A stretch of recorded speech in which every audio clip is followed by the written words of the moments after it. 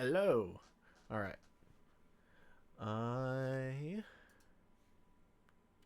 starting a little late, but that's just because I had a bunch of stuff. I got home late, and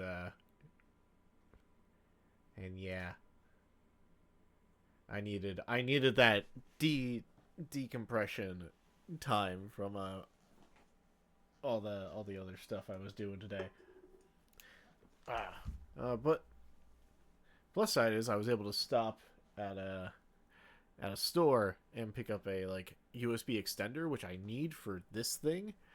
Um, for the big little hot sauce event stream we're doing Saturday, and we really needed it, so we had the freedom to be able to get usable camera angles because we're gonna need to get myself and three other people on camera in this stream room. So yeah, it was good. I had to deal with a lot of traffic. It sucked. Ugh. But that's how it be. Ugh. Otherwise,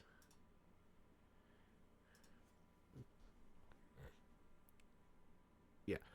For stream tonight, we are going to be doing a bit more Chao League.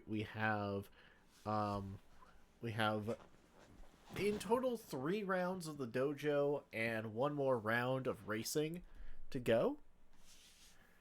So let's see. Let me look at everything again. I think the we ended on the second round of racing and didn't do one of the rounds of dojo. So we're gonna start on dojo. And last we left off, there was a tie for most number of wins between Themk and Winchun, and Nathaniel was right behind them with 4. Uh, in that case, in like fourth place, Papleton had like 3 wins. Later only has 1, but later also has like 0 last places. So honestly, if later plays their cards right, they get out of this with like 2 guaranteed bonus levels in the race, which would be like pretty cool to see. I'm gonna be honest. Well, yeah.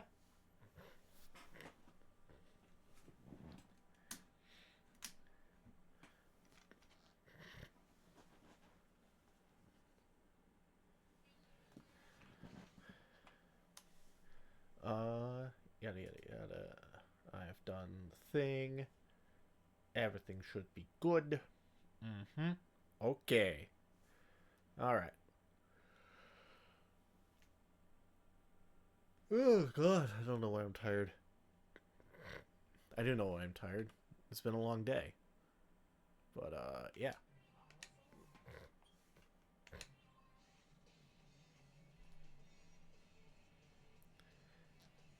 God damn, why is it so loud?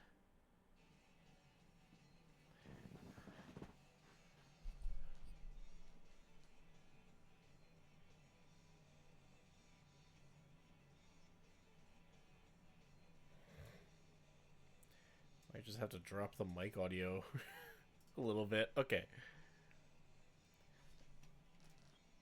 I'm gonna spare you all the really loud main music, and we're just gonna jump right into the Chow Garden. There we go. Okay.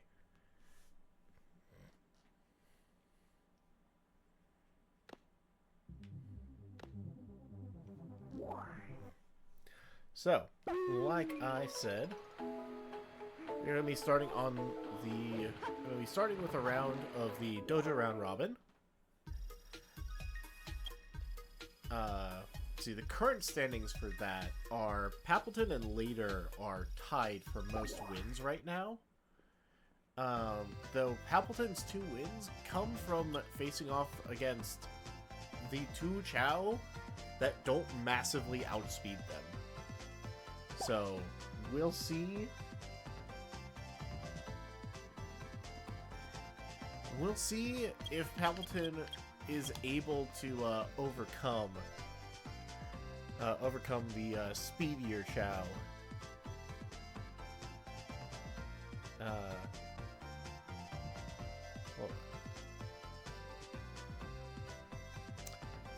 having a brain fart. There we go. Okay. Oh, you know what? I was literally talking about... Palpatine and later being the front runners right now. And it just so happens to be that that's what, Oh, wait. That just so happens to be our next matchup. So, first matchup of the day, Later versus Palpatine. Let's do it.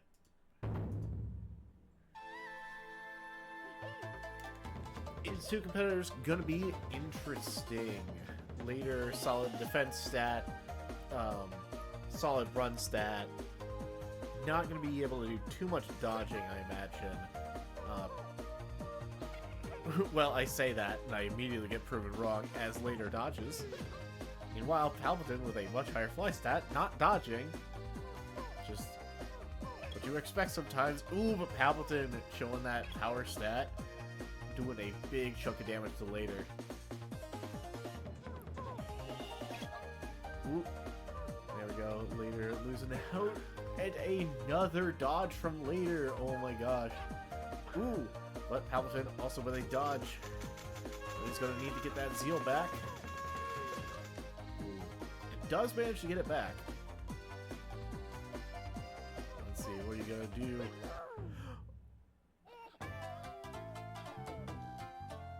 Oh my gosh!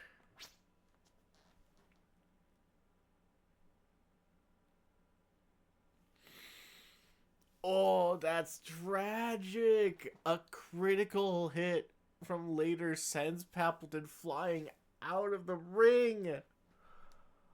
Oh no! All Palpatine had to do was avoid that and they would have been back in the race. Oh, they would have been back in the fight. No! Oh my god, that means Later takes their third win with another ring out win as well. Oh my gosh. Palpatine with their first loss and a ring out loss.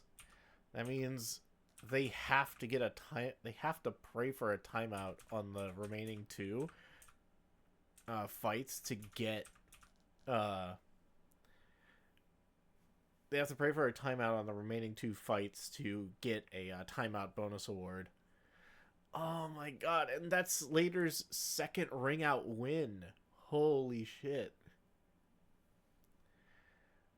Oh, that's crazy. Oh my gosh. To update the dodges, Later dodged twice, so that's 3. Palpatine dodged once, so that's their total of 2.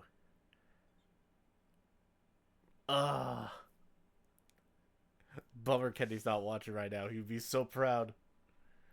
Oh well. That's what you get for snoozing. Okay. Well, for our next fight, this may be a little less exciting. Who knows? Who knows? Anything can happen. It's Themp versus Sponge. Ooh, there we go. Alright. Sponge, not really outstanding in any stat, except for stamina. Quite a bit of stamina on that one. This is the battle of the legless. Neither of these Chao have legs. Ooh. Alright, Sponge, what you doing? Ooh, Themp with a dodge. There you go, that's that second highest dodge stat for you.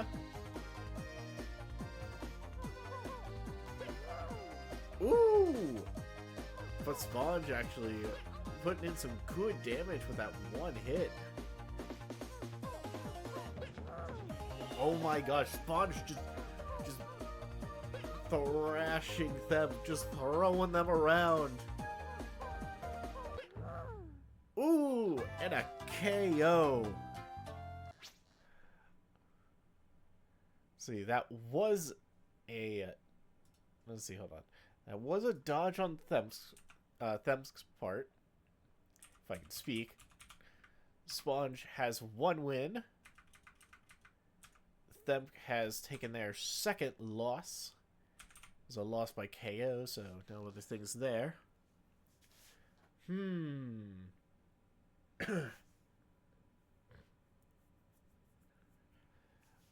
That is crazy. Oh my gosh. Dang, I think that the deciding factor there is definitely Themp's lack of swim. Their lack of defense means Sponge has like a decent power stat. So that just shredding through their health is like insanely strong. That's cool. All right. So then for our next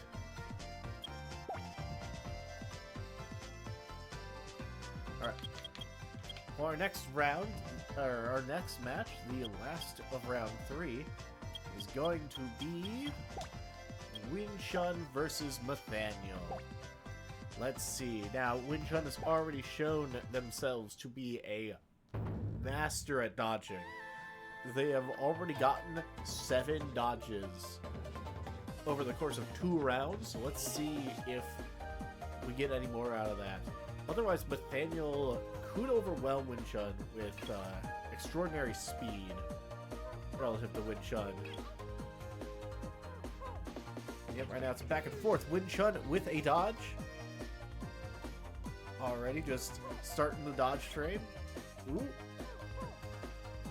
Ooh, Nathaniel with a dodge of their own. That's crazy. Ooh. Come on, Winchun. You gotta get some hits in. Gotta get some hits in, or you are getting thrown out of this ring. Ooh.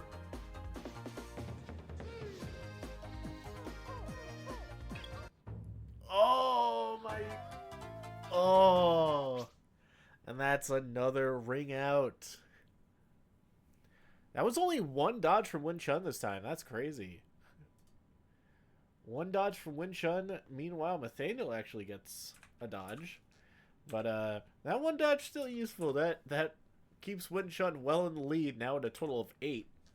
As their 3rd loss, Nathaniel's 2nd win, and let's see, a loss via ring out for Winchun and a ring out win for Nathaniel.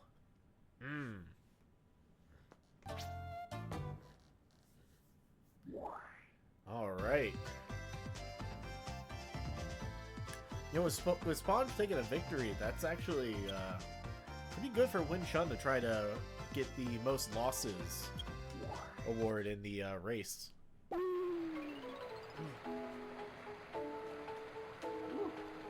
But okay.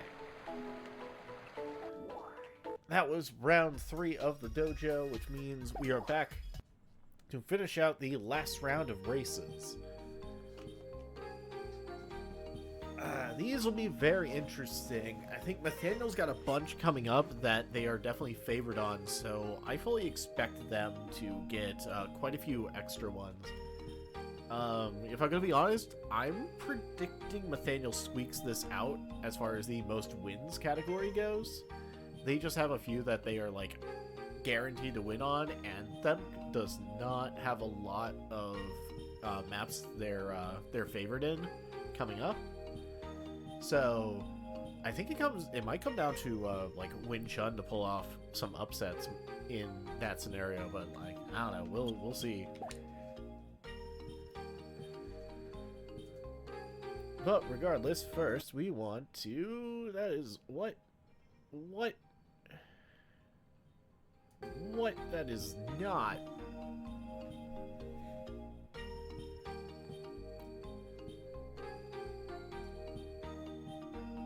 That is not where the monitor is supposed to point, but okay, I guess we'll play ball. Maybe it was, and I'm just thinking wrong. Maybe I have a bad memory right now. Who knows? Okay, anyway. We're gonna spin. What is our starting point for this map? It's a Stump Valley. Let's go. All right. Okay, Stump Valley. Let's jump back to here. Round 3, Stump Valley features Nathaniel, Sponge, then, and Winchun. I think with how things went last time, we know how this is going to end. But who knows? Anything can happen. You know? Probably?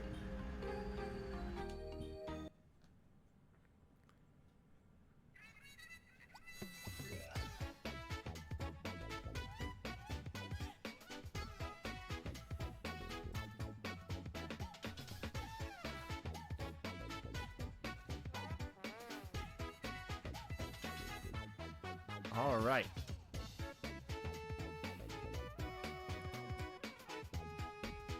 So shockingly, Sponge somehow manages to be in last. There we go. All right. Yep. Winchun just skipping a good chunk of the map to take on an easy victory. Meanwhile, Themp and Sponge getting up. See, come on, Sponge. Oh, a trip from Nathaniel guarantees Nathaniel takes another last place. Oh my. There we go. You know, I was talking up Nathaniel here, but we did in fact land on one of Nathaniel's remaining races they were not favored in. So that brings Winchun up to 6 wins. Nathaniel has taken their 4th last place placing, but has taken the lead for most trips at 8. So, alright. Next, we're going to one of Winchun's remaining maps.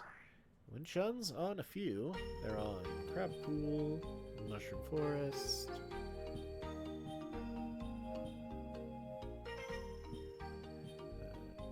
Topaz, Periodot.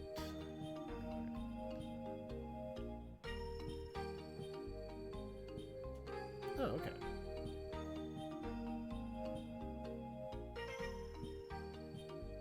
Okay, so they've actually only got 4 maps remaining. Yeah, they didn't have too many maps remaining on this one. They've got Crab Pool, Mushroom Forest, Periodot, and Garnet. So not really other ones they're favored on. I think that's also why I was thinking Winchun's going to struggle here. Oh, Topaz. I forgot about Topaz. So they have 5 to go. They are definitely favored on Topaz. Okay. Let's go ahead. Is Crep.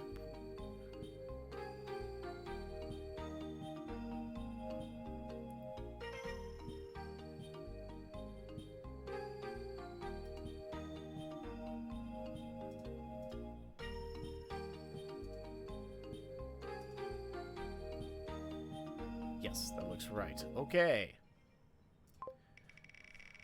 Let's go. Let's spin the wheel. Beep, beep, beep. Up. I'm just gonna get it started already. Yeah,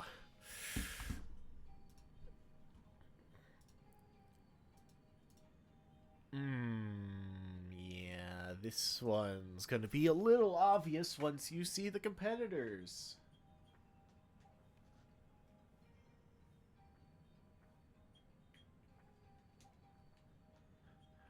Hey, good for them. They get to pad their last stats. And Nathaniel. The struggle of Crab Pool.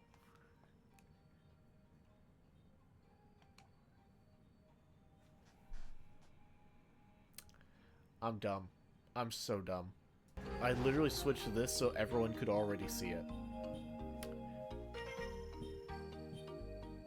That's fine. Good. It's fine. I noticed. I noticed it earlier. I noticed it before the race actually began. And that's good. I wouldn't just be commentating to a spreadsheet.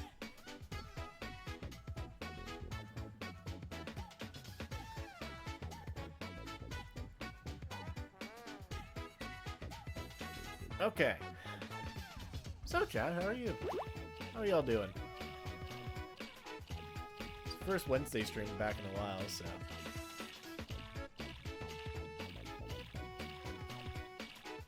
Since for a good while, I hadn't been streaming on Wednesdays because I was doing stuff, and then the local tournament I was in just kind of stopped. So... we're gonna have some Wednesday streams back. That's probably why people aren't tuning in. I also started later than I would have wanted, but I was busy. So that's just how it goes. God dang. Okay, we're waiting. We're waiting on. There you are, Them. Yay! Them with their 7th last place placing. Nathaniel is now on their 5th win.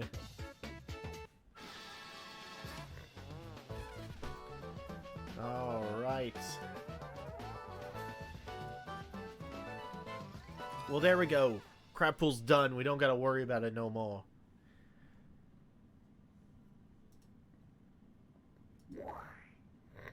Now, Nathaniel is on most of these remaining ones. They're on Mushroom Forest, Block Canyon, Aquamarine, Peridot, Garnet, and Diamond. So it's all the remaining maps except Topaz and... yeah, what I can literally do.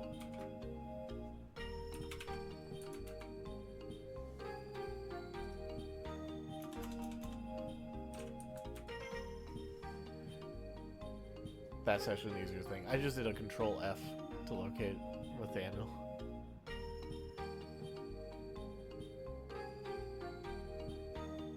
Okay, yeah, the only of the remaining 8 maps we have, the only 2 Nathaniel's not on are Topaz and Onyx.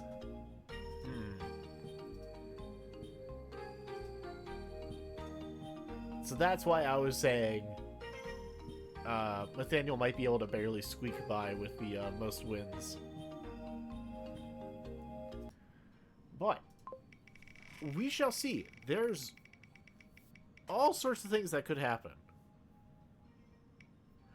Like Block Canyon. They're not necessarily going to get to go on a streak because we keep landing we keep going to the ones they're not favored on. Don't worry, we'll spin again and we'll get one that they are favored on. Okay.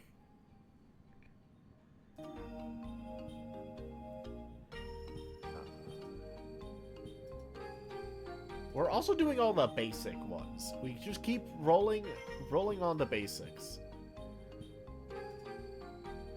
Okay. This one... Block Canyon's also a little deterministic, but there is always the, there's like the run up to the wall, which is a risk factor in some cases. So, we'll see. But, I think it's fair to, just say I know who's likely to win this. Because Block Canyon, this time around, features Nathaniel, Themk, Later, and Pappleton. So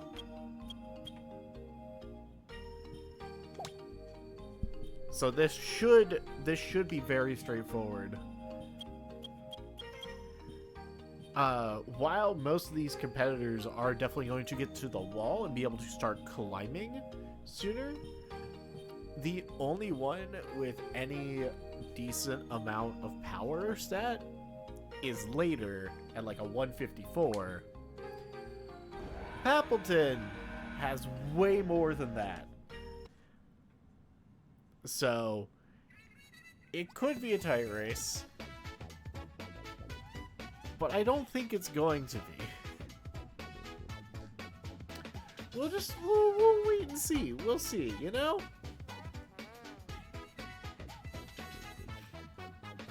Alright. Yep, as expected, Palpatine was the last to get on, but is immediately already in first. And Nathaniel will take another last place. Okay. Yep, I wonder what factor applied, why Nathaniel got last. Obviously later was going to be... Obviously Nathaniel, or later was going to beat Nathaniel just because of the power stat difference. But oddly enough, Them has a lower power stat than Nathaniel. But Them is the fastest. So that might just be the thing. The difference in their power stat was not enough to make up for the fact that Themp was able to get to the wall first. Interesting. Very interesting. But okay. Palpatine takes their 4th win. And Nathaniel is now on their 5th last place placing. Pretty cool. Pretty cool. Meanwhile, Later has been able to avoid any last place placings. It's kind of impressive. But alright. Now onto a Papleton map. Let's see what we got left. We have Mushroom Forest, Aquamarine, Peridot, Garnet, and Onyx. So, it's just not Topaz or Diamond. Okay.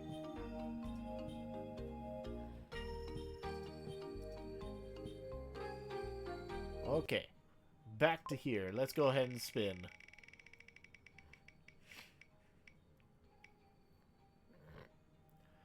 Oh. Okay.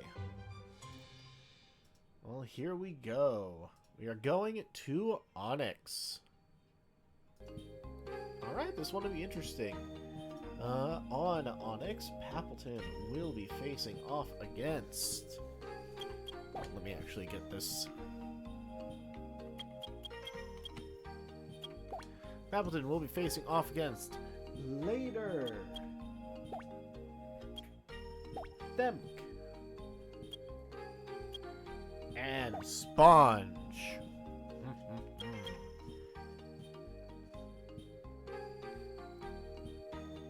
Yep, that's everyone. Okay. Alright. This will be interesting. We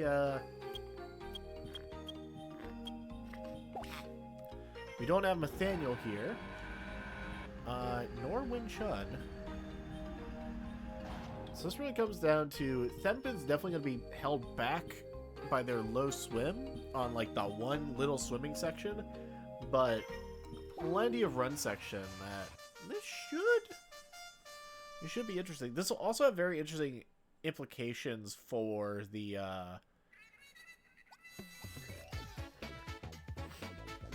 box test pitted award. So right now it's a 4-way tie between Palpatine, Themp, Nathaniel, and Win Chun at 4 apiece.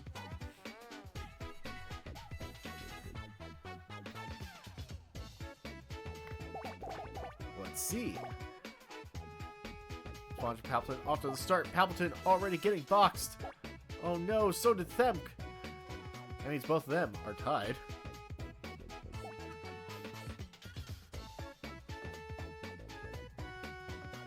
Oh, that was the trip from, okay, that was a trip from Sponge. Okay. I saw their dots, stop, and I thought that might have just been in the water, but no. Alright, we have one trip from Sponge. Which means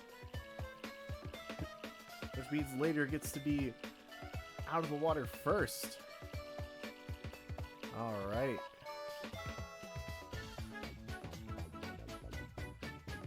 Okay, meanwhile, okay. Themp has just gotten out of the water. Has plenty of time to catch up.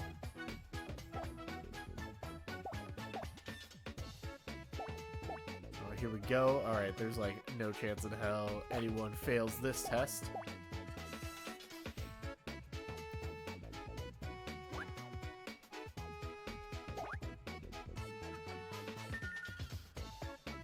Okay, here we go. No one almost ever trips during the test, so we're back on Trip Watch now.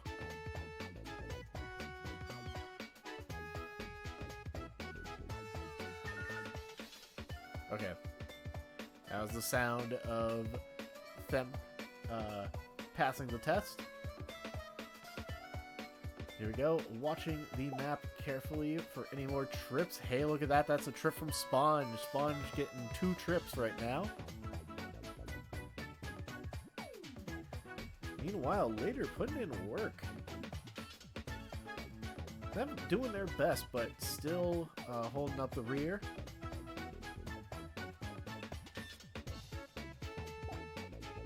Let's see. All right, there we go. Later has been pitted.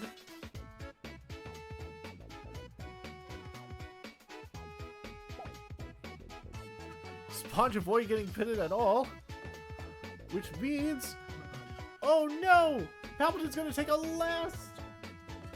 Palpatine's gonna take a last because them avoided getting pitted.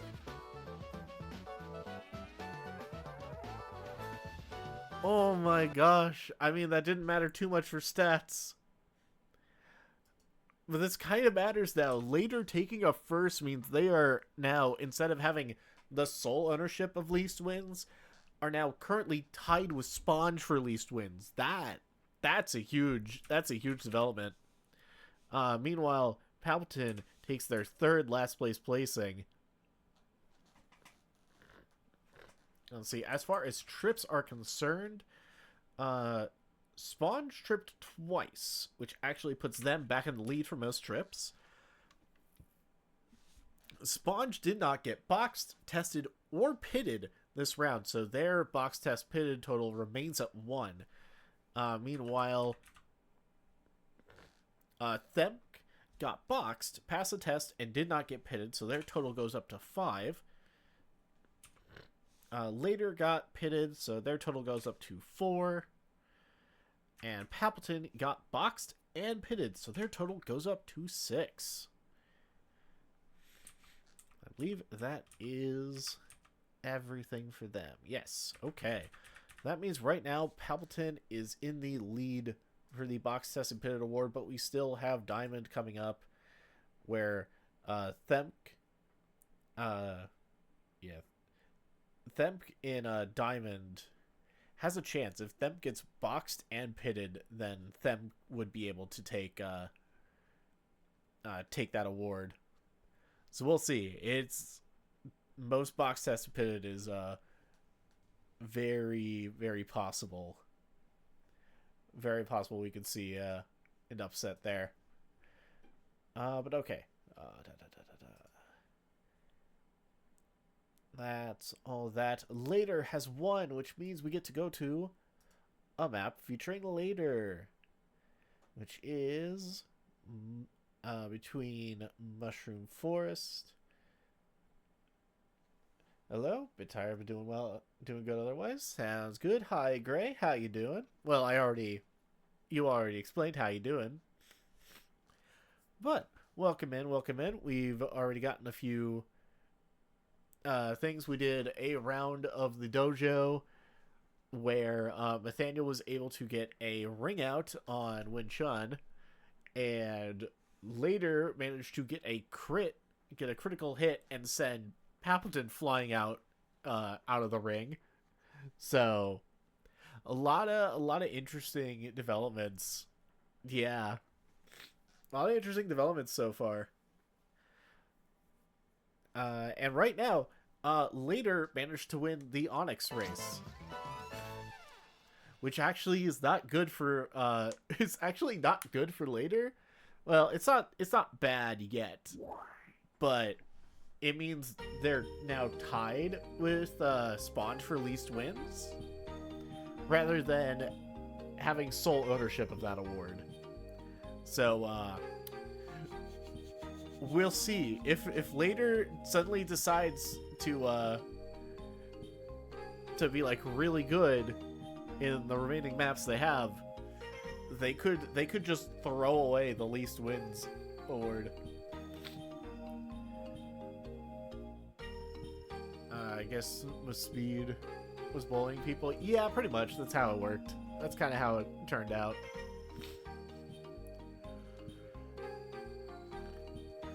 Also, just Win Chun wasn't dodging quite as much. They only dodged like once that round.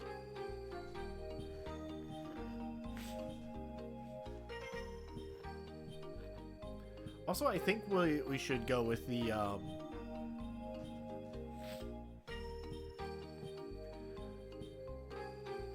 I think for calculating, like, for the number of bonus levels you get per ring out, I think doing it where it's half the ring outs you get rounded up is the more fair way to do it.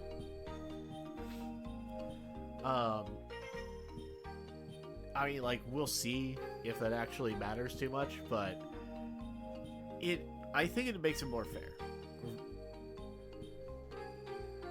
Because, like, then it's like, yeah, you get 2 ring outs, that's still like 1 bonus level, but you get 3 ring outs, that's 2. And if you get 1 ring out, that's still 1. Like, it's not too bad.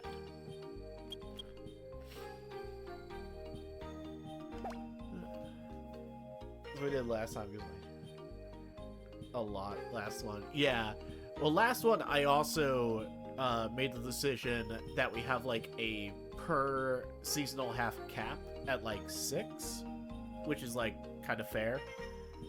But, yeah, I think that was also what we decided was, like, the right thing going forward with the ring outs, because, like, I think when we first decided it was a level per ring out, it was because it was kind of rare, but ring outs are now, like, much easier to build for. Okay, I need to go over which later maps we have. Remaining, we haven't done Mushroom Forest, Aquamarine, Topaz, Peridot, Garnet, and Diamond. Later appears on Mushroom Forest, Topaz, Garnet, and Diamond. So just exclude Aquamarine and Peridot. Okay.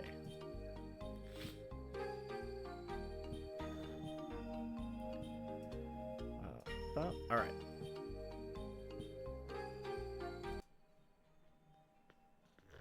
Let's jump to here. Where will we go? That features later. Oh. All right. We're going to Garnet.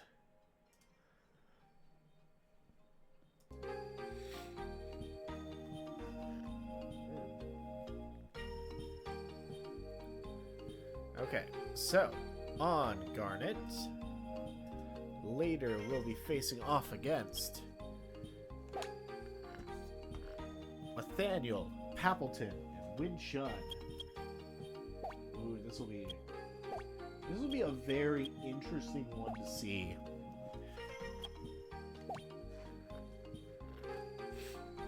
Pappleton definitely favored here, just from their dominance in the power stat, but there's still some running sections here. Win Chun can get a solid lead just from the opening fly section. There's a lot that could be going on here.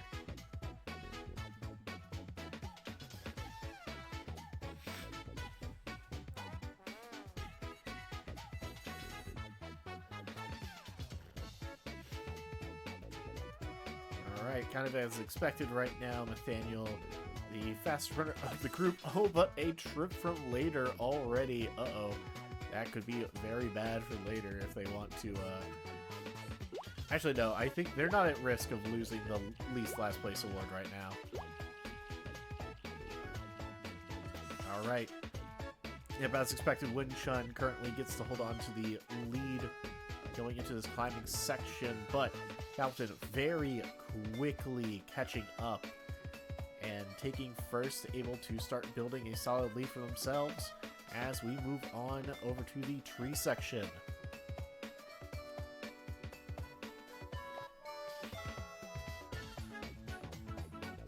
Alright, here we go. And yeah, even if Later takes a single even if Later takes last place here, they would have to lose, like, they'd have to come in the last place 2 more times to even tie with the other Chao that have last place.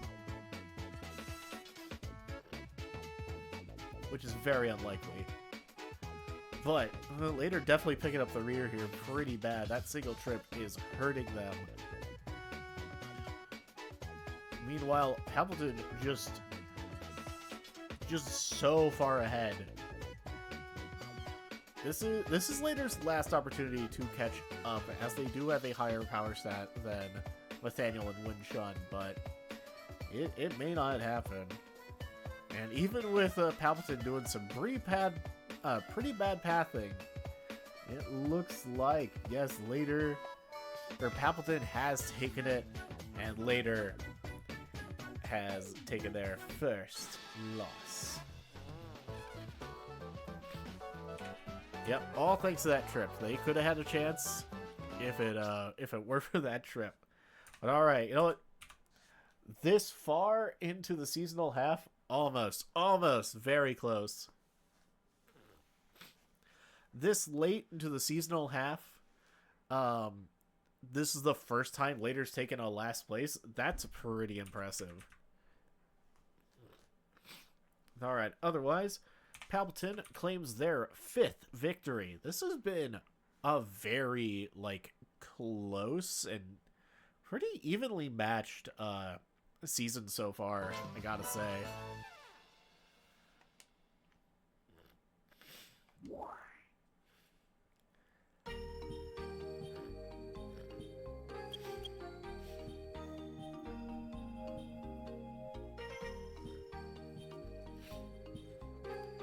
But okay, Palpatine has 1 Garnet, which means we go back to a map featuring Palpatine, which is going to be, I think, what was the remaining Palpatine maps? We got Mushroom Forest, Aquamarine,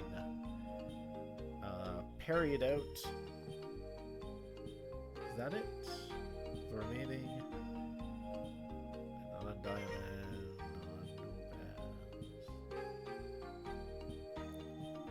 Yep, okay, so it's Mushroom Forest, Aquamarine, and Peridot.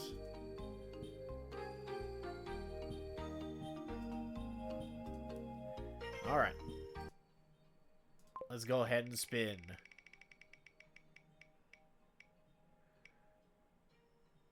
Okay, it didn't matter, but that diamond's supposed to be Peridot. So... just saying, we did land on Mushroom Forest, so it didn't matter regardless, but, yeah, that, I misclicked. It's fine. It's chill. We're good. But alright. So, Palpatine should actually be fine. I mean, probably won't win, but can most likely avoid a last place here. Because their competitors are Nathaniel, Later, and Winchun. So that's why I say Palpatine unlikely to get a last place here, as Palpatine is ever so slightly faster than Winchun. Ooh, the real upset will be, it'll be really good for Nathaniel if they take the win here, but if they mess up and Later takes the win, then, I mean, that's good for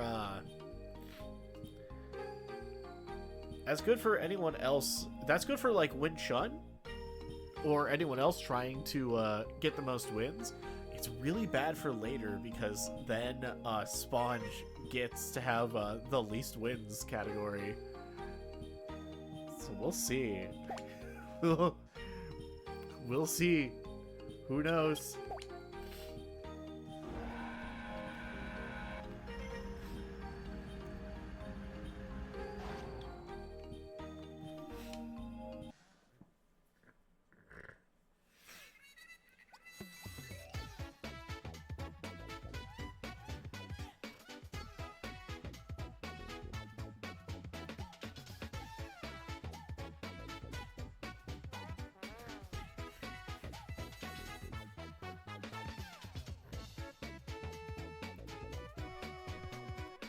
Alright. Already off to the start. Already kind of as expected. Nathaniel a little bit ahead. I also thought Nathaniel, this could be good for Nathaniel if they trip. I think that ties them for most trips at the moment. But it doesn't look like it's going to be happening. We're basically at the end here. And no change. Yep, there we go. Now, we're not seeing too many trips on Mushroom Forest anymore. But alright. Which does make record keeping pretty easy for this race. Nathaniel now taking their 6th first place placing. And Win Chun has been handed their 4th last place placing. Alright, so that means now Nathaniel and Win Chun are tied for the most wins.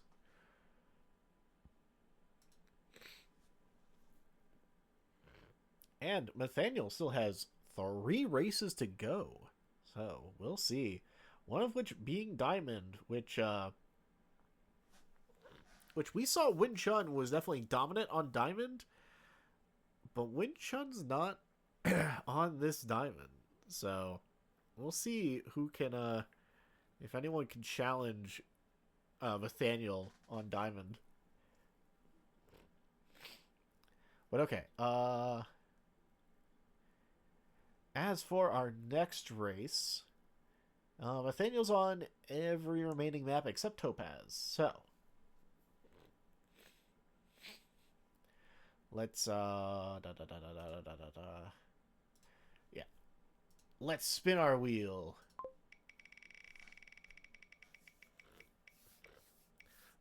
Where are we going? Okay, Periodot.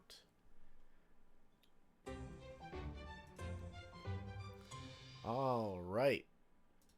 Periodot. Now, this could be a Win Chun favorite, or this could be a Nathaniel favored map. In fact, I think it is. Yeah, Nathaniel's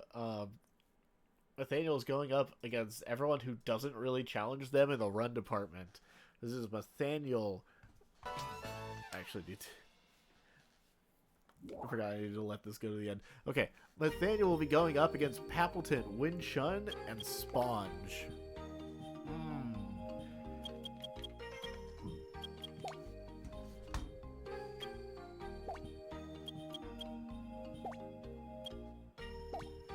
So basically, the true crawlers and Sponge.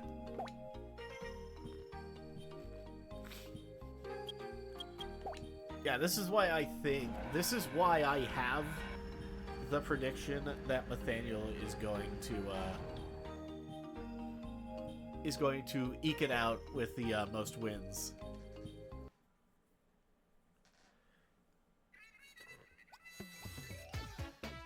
Because they have Periodot, they have Aquamarine coming up, and they have Diamond, which are all like, those are all like solid opportunities for Nathaniel to just sweep.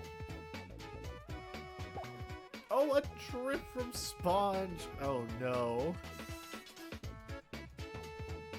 Hey, that's good for Sponge if they want to try to get the most trips award. So you know what? I respect it. Was that a second trip? I think that was the second trip from Sponge. No way Sponge is that far behind off a single trip. Alright, Sponge tripping twice? That's crazy. Nathaniel. Trip. Trip. Make this interesting. There's no way in hell Sponge is fast enough to catch up to Winchun or Pappleton. So it's just gonna stay like this. It's gonna remain a grudge match for second between Winchun and Pappleton. Meanwhile, Nathaniel just kind of runs away with it. Look at that, see? Pappleton is snuck. He's been able to sneak by into second. Oh, but Winchun in second now. Oh, Pappleton taking it.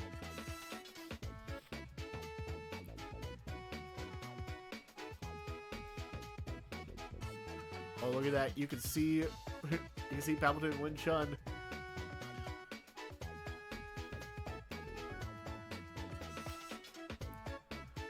Something there. I think Pappleton. Yeah, I think. Yeah, that looks like. Yeah,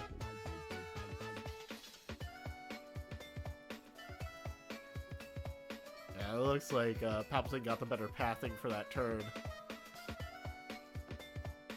And there we go. Okay. Hooray! Pappleton took second. Let's go. Alright. There we go. 2 trips from Sponge put them up to 11. That is Nathaniel's 7th first place placing. Sponge's 7th last place placing. And yeah, nothing else to report there. No one else tripped. Nathaniel didn't trip or anything. So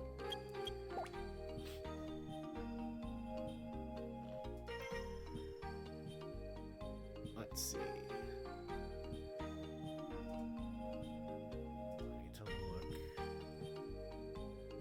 So we just did Paris. Okay, so for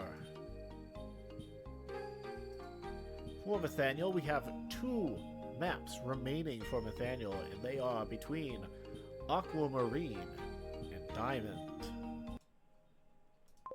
So let's spin. Where will we go? It's Aquamarine. Okay, I think that's gonna be another. That's gonna be another Nathaniel win, most likely. Is my suspicion. Hold on.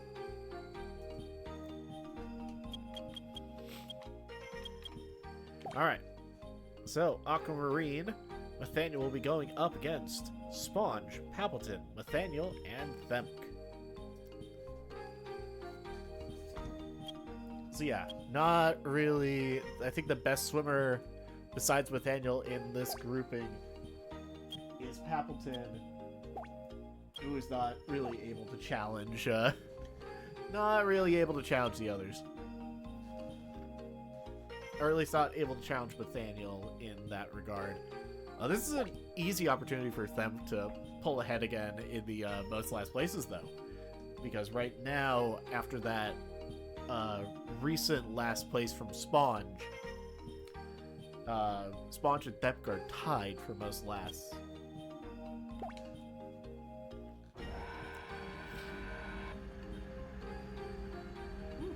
Alright.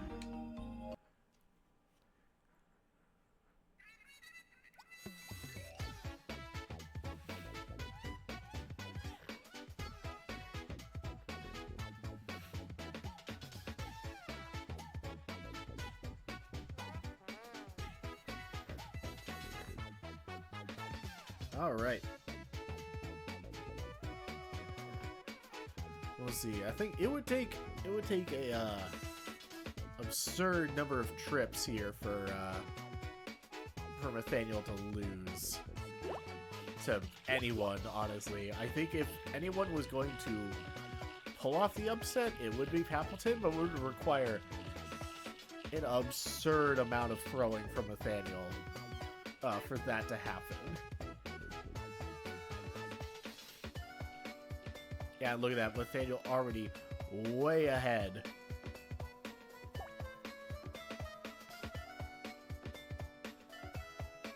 that is a trip from them.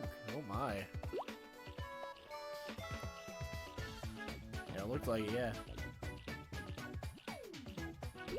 Oh my. Or was it a trip from Sponge? It was a trip from Sponge. Yeah. It was a trip from Sponge.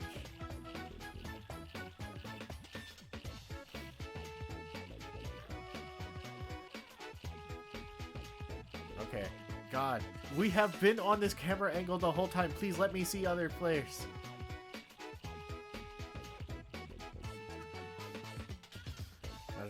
Oh, Sponge finally passed them. Oh my. Jeez, look at that. Look how far behind everyone else was.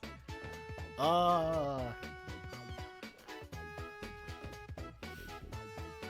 think with that, Nathaniel secures it. I don't think Win-Chun can equal Nathaniel here in wins now, as Win-Chun only has like one race to go.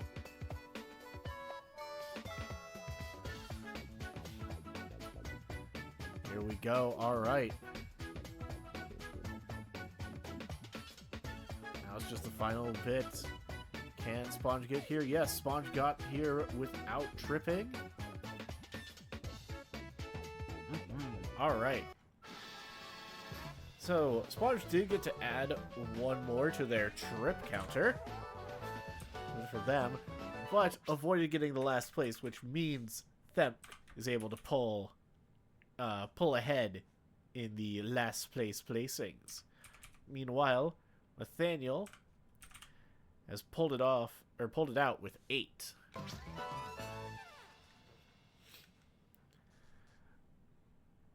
Nathaniel has pulled ahead with 8 and only has 1 map remaining. I think they basically have it sealed for most wins here. As their only competition, Win-Chun, only has 1 race remaining.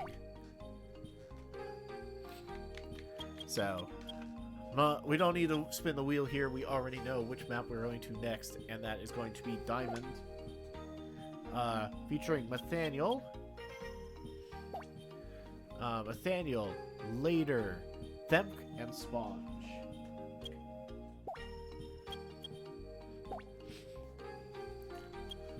Alright.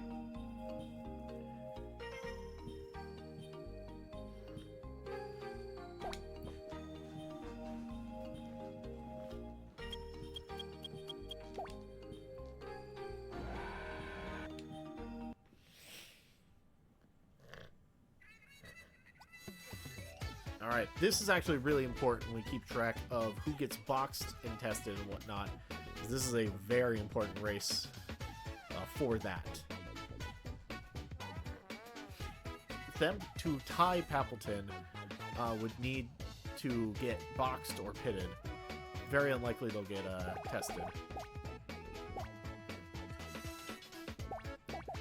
Ooh, Sponge gets boxed. And Themp gets boxed. Oh no, that means Themp might be able to take the Themp might take the box test pitted award.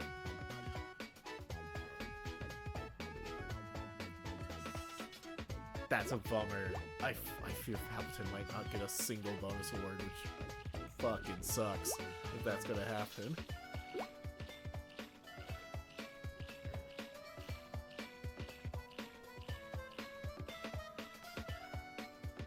Alright, but here we go. We're on to the climbing section. And yeah, it looks like... Alright, Later's power has allowed them to slightly get ahead of Nathaniel, but who knows? That may not truly matter all that much. I really just have to sit here and, like, pray that doesn't get pitted. That's what I have to. I have to. You know how much it's gonna freaking suck if... How much it's gonna suck if Pappleton doesn't get a single bonus award? It's gonna be awful. Here we go. Oh no! A trip from Later! Later had a chance! Later had a chance, but has decided to throw instead.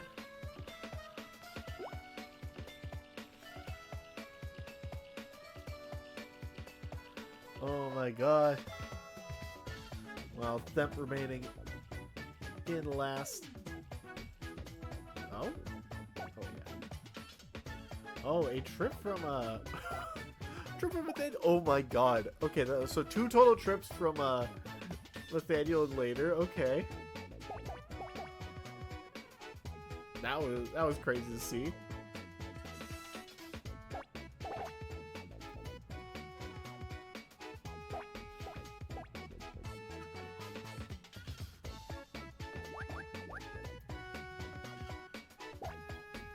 Alright. Yeah, Themp pulling up the rear, but that's kind of expected, especially once we hit Crab Pool. At least there were enough... Yeah, there were enough songs to go around this time, so that does get to pass the test.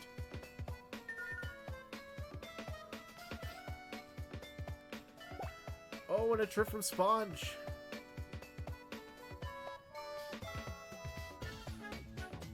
That's 1 trip from Sponge, 2 from Later and Nathaniel. Later just barely out in the lead.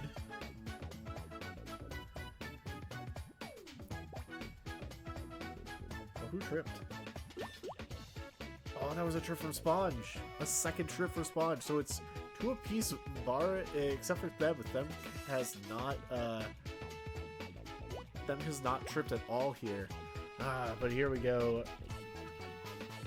Nathaniel definitely going to be pulling ahead. Them should be falling behind. Yeah, Them was going to fall behind Sponge pretty quickly. Real question, can really just happen? I guess it did. Alright, here we go.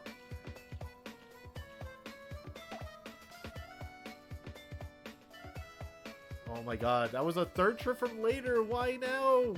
Why now, Later? Why? Why would you do that now?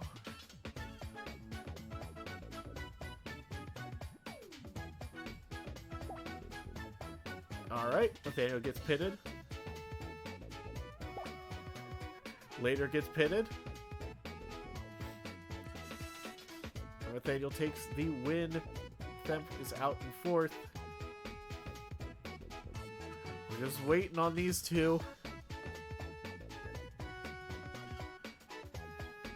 Alright.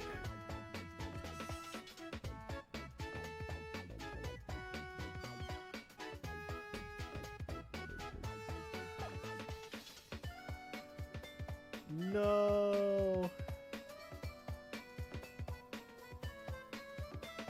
And Themp got pitted. That means they pull ahead on the box test pitted award. I'm so sad. I'm so sad. Alright. So hold on, let's update this. Nathaniel tripped twice, putting them to a total of 10. Later tripped 9 times, or 3 times, putting them to a total of 9. Sponge tripped twice, putting them at a total of 14. Water. Hey, look at you, Luffy's cat. How you doing? We're doing some Chao races. Just did our 2nd to last race. Let's see. Nathaniel has taken their win total up to 9. And Themp has taken their last place total up to 9. So, alright. Yeah, no, Palpiton's in a rough spot. It's so sad to see. You hate to see it.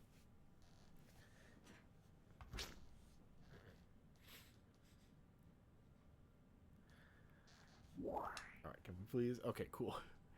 Alright, well, we have 1 more race to go. Yep. We have 1 more race to go. It is on Topaz, which, because Nathaniel is not on, the camera will go to our last place recipient from the last race, which is going to be Themp, who is on this last one. Ciao, yeah. So, on Topaz, Themp will be facing off against Later, Sponge and Win Shun.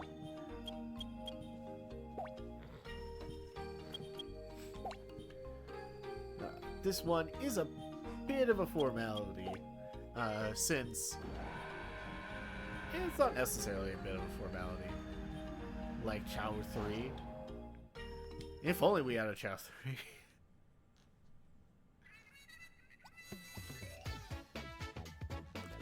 Look, Sonic Adventure 2 Chao Garden is like Left 4 Dead 2. People have been wanting more, and the creators just will not give it to us. Alright, later already off to a trip. Good job. Good job. Alright. This we're gonna get to watch Win Shun just zip on by real quick. Zoop, there we go. There's Win Shun, and Win Shun already out in the lead.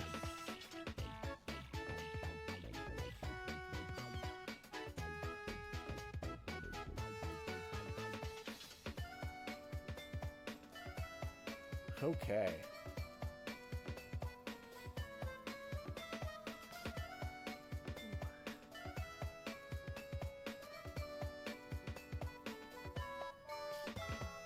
Yep, okay. Top of the climbing section, Win Shun. We're not going to get to see it, but Win Shun once again showing off just how absurdly broken their fly stat is, as they are already past the water. While later, after something that trip, still is in 4th place, but yeah, they've got a solid swim stat, so they're gonna overcome this pretty effectively. Win Shun just so far ahead, so incredibly far ahead.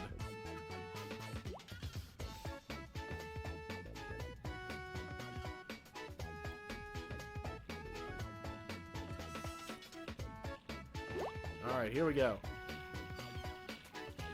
Now, off into the water, I think, once again, Win Shun's already muscled way through. Come on, number 3. Number 3, oh, that'd be Sponge. I mean, Sponge is doing okay, I guess.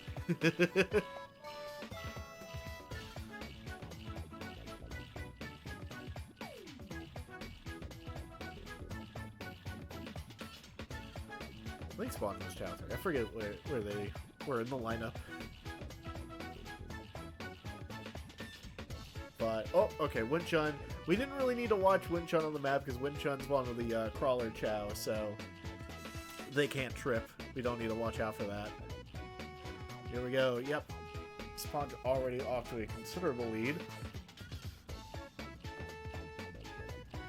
The only thing that can mess them up is if they were to trip.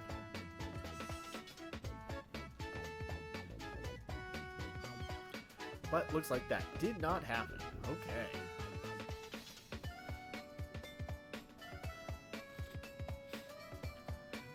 Three, don't be lazy, 3rd place. Yeah. Okay. Well, I can say later did at least reach 10 trips. Good for them. Win Shun does take a 2nd place in the 1st place rankings at 7. Themp achieves 10 last place placings.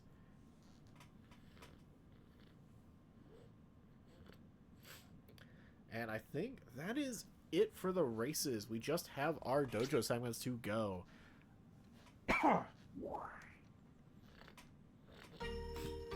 But before we go over that, we should at least go over oh fuck.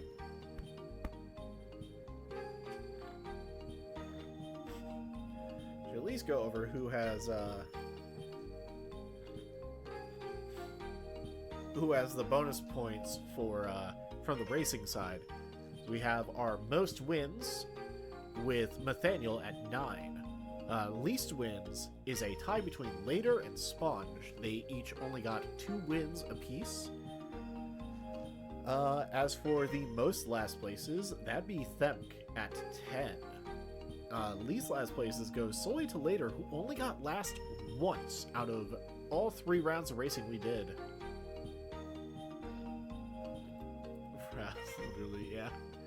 As for the most trips category, Sponge took that with 14. Themp getting pitted there at the very end put them in the lead for the box test and pitted category. Bro's literally making a racing rally. Let's go. That's... Yep. But yeah, so Themp has taken the box test and pitted award. I believe we're still keeping the least box test and pitted award for now. I want to see how it works out. But the winner of that one is Sponge. So, just from the racing side alone, Themp has... Palpatine got 0. Winchun got 0 bonus levels. So, they kind of lost out on that. Themp got most last places and most box test pitted. So, they got 2.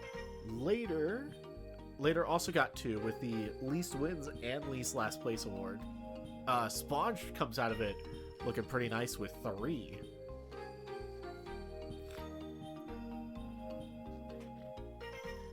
Which, yeah, that's pretty solid.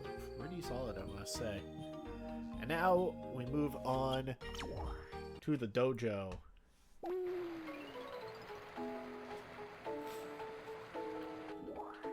This is the only concern I have, is going to see what the heck happens with, the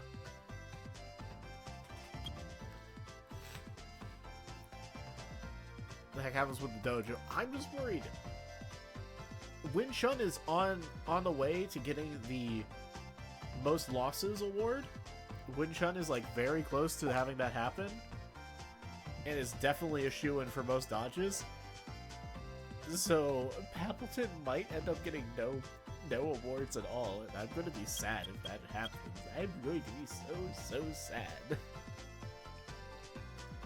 But we'll have to see. There's plenty of dojo to go. We have 2 whole rounds of our dojo round robin to go, after all. And to start it all off, we'll be having Sponge face off against Nathaniel.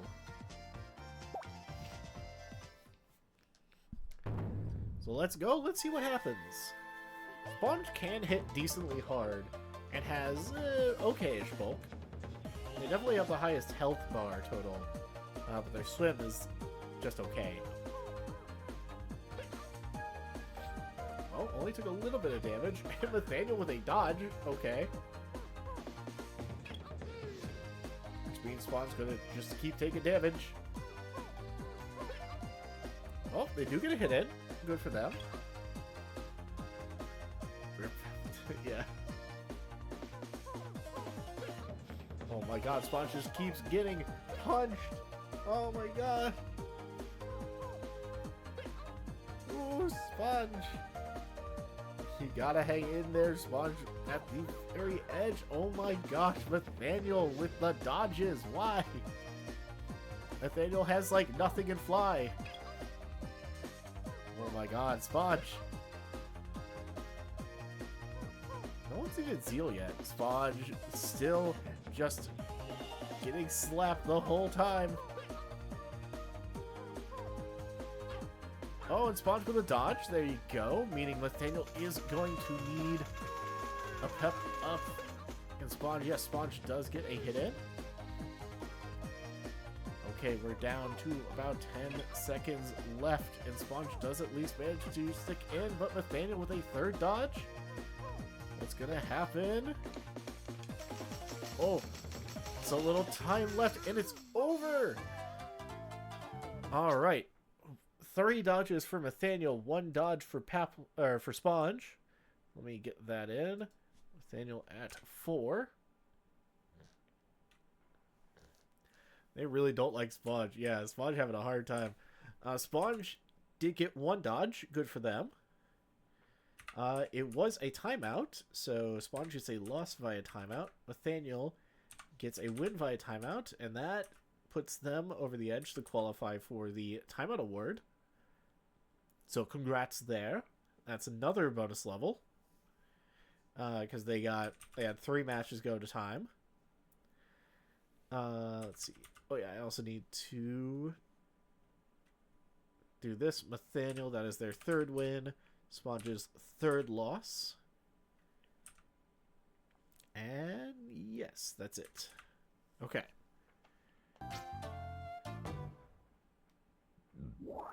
Almost had, yeah, almost. It works out. It went to time, so that gives you another, that earns another bonus award anyway. Alright. That is the next one. Here we go. It's gonna be a miracle if Palpatine makes this go to time. I don't think Palpatine makes this go to time. Because Palpatine's going up against them.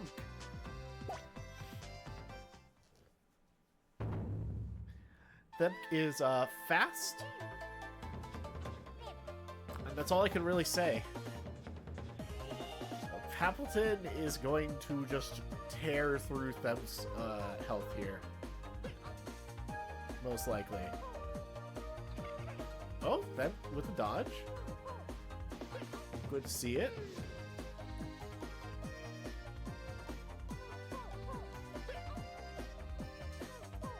Alright, Palpatine get a hit in, and look at that. Look at that damage. Oh my gosh. Oh my god, Palpatine, come on. Yeah, there you go. Ooh, just one shot. Why does Palpatine need Zeal now? What the hell? Oh, Them is so dead. Them, get up. Bonk. Health bar deleted. Yep.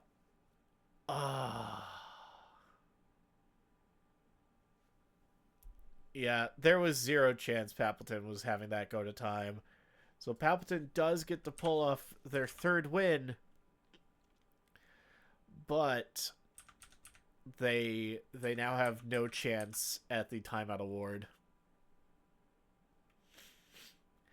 So they better pray there's no undefeateds and they win their next round. That's the only chance they have.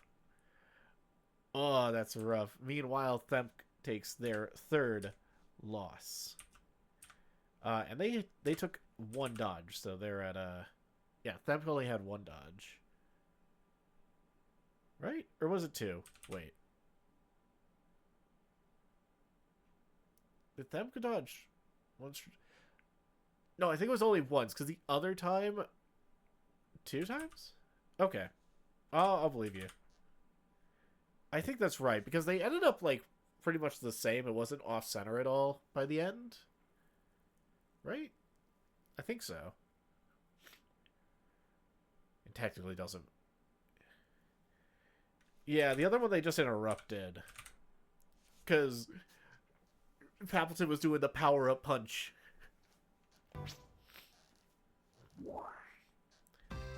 So, okay, there we go.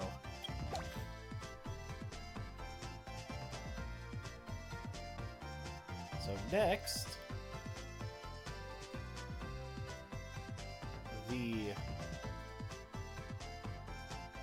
the last match of round 4 going to be Later versus Win Chun. So let's see. I don't suspect Win Chun can win this, though I'd really like Win Chun to win this and drop Later down. Stop Later from getting a 5-0.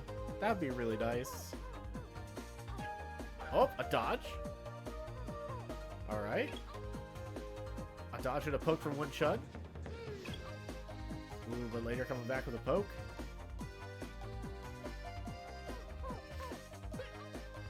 Ooh, Later with another hit. Okay, but Win Chun is at least able to tie it up. And a second dodge from Win Chun. Alright, Win Chun takes the lead. Later is definitely going to need... Yep, needing Zeal, but doing it at the perfect time. As Win Chun's low speed means they can't capitalize on it too much, and Later is already back up to full. Ooh, but a third dodge from Win Chun. Oh my. Their dodge from Win Chun puts them 2 hits ahead. A 4th dodge from Win Chun. Oh my gosh.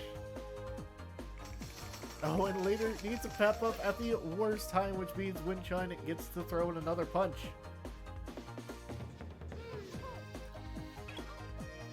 Win Chun still takes a hit. But we are down to 10 seconds. And later needs to really put on the pressure if they are going to win this. But it's not enough! It's not enough! Yeah, Win Chun gets it! Let's go! That's another 4 dodges on Win Chun's part, putting them up to 12. And their first win. Later's first loss. A loss via timeout for Win Chun, or for Later, and a win via timeout for Win Chun. Oh, baby.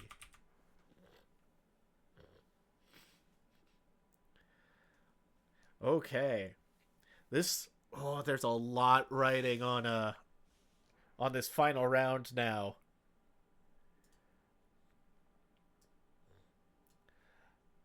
All right. Round 5, the final round. The final round of the first half of Season 2.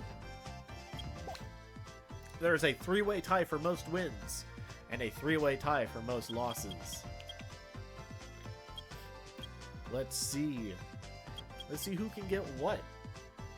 Right now we have Win Chun. Our first match up will be Win Chun and Sponge.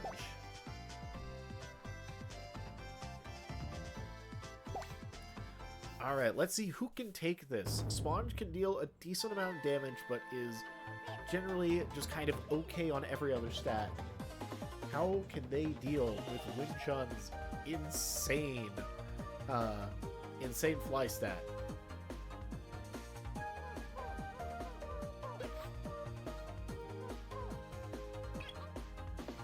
Honestly, Sponge just needs to get some dodges themselves in. But their fly stat is just okay. It's nothing to write home about. Ooh, but as I say that, is it being like, you what? They get a dodge in, but Win Chun also getting their own dodge in. Oh, but a second dodge from Sponge. Oh, that means, oh, Win Chun needs Zeal, and Sponge comes in at the exact right time.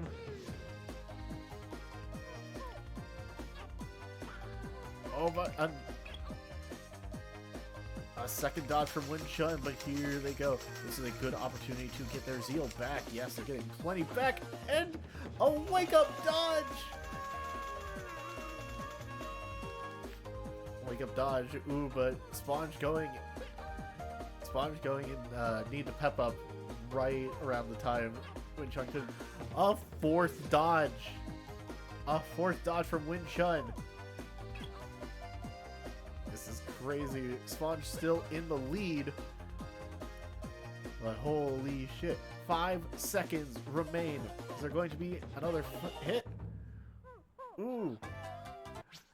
And it still goes to Sponge. Oh my god. That was crazy. Another 4 dodges from Win Chun, putting them up to 16. 2 dodges from Sponge, putting them up to a total of 3.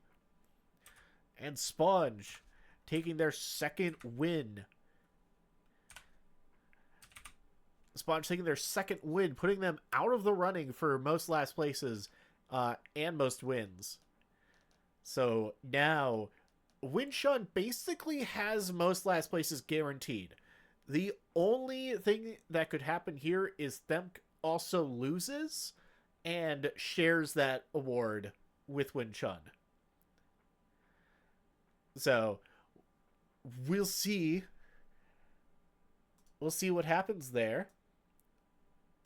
I think Themk is actually favored for that to happen as they go up against Later.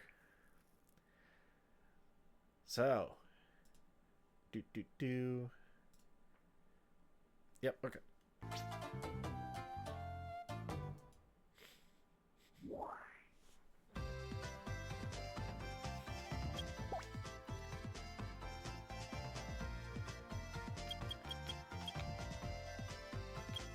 Yep.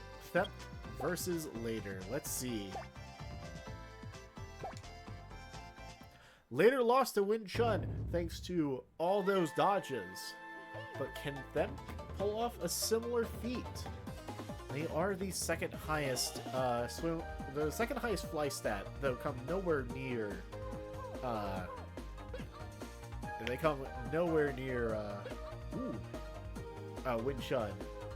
Now Thep is fast. Getting some hits in right out of the gate.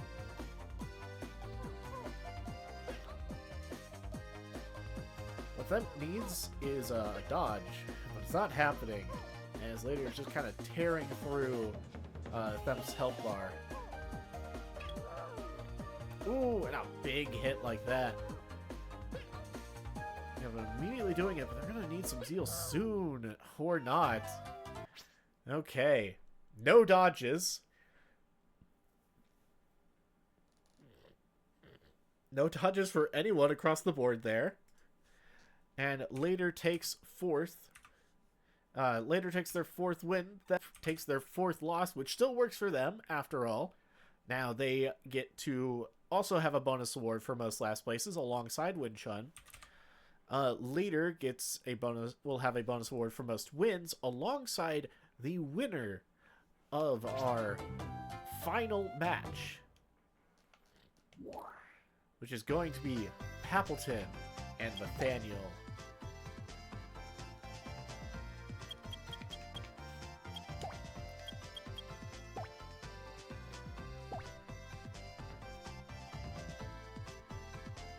Technically, that was supposed to be reverse order, but it's alright. It doesn't actually matter.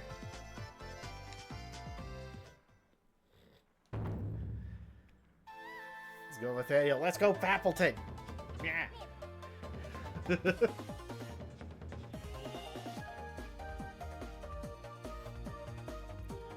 Alright. So what happens here, Papleton already off taking a hit, and Nathaniel easily dodging Papleton's move. Come on, Papleton, what are you gonna do? Oh, Nathaniel interrupting another move from Papleton. Papleton's not able to do any damage. Not able to punch through Nathaniel's high defense stat. Ooh. There we go. Ooh, but a big hit. Puts it decently close. How's he getting no dodges right now? Ooh, once again. How his moves just getting stuffed out. What's gonna go? Oh my god. I want to get a big hit. Ooh, it's actually pretty close right now.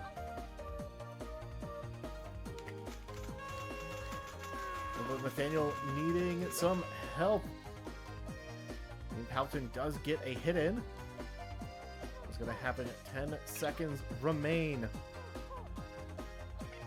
Oh, and another dodge. Another dodge from Nathaniel. And that means it's going to be... It's a win. It's a win for Nathaniel. Alright, that was 2 dodges. Nathaniel gets the bonus award for most wins. Papleton taking a loss. That is tragic. Oh my god, Nathaniel getting that hit in just in time. That is nuts. This does... There is one silver lining here. Papleton does get a bonus award. A single bonus award. And that's for least dodges. They only dodged twice this entire time. Everyone else dodged at least 3 times. So I get 1. I get my 1.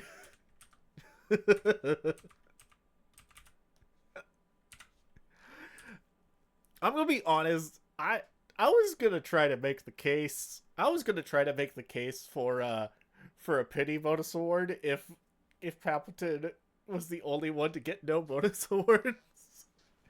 That would have been so sad.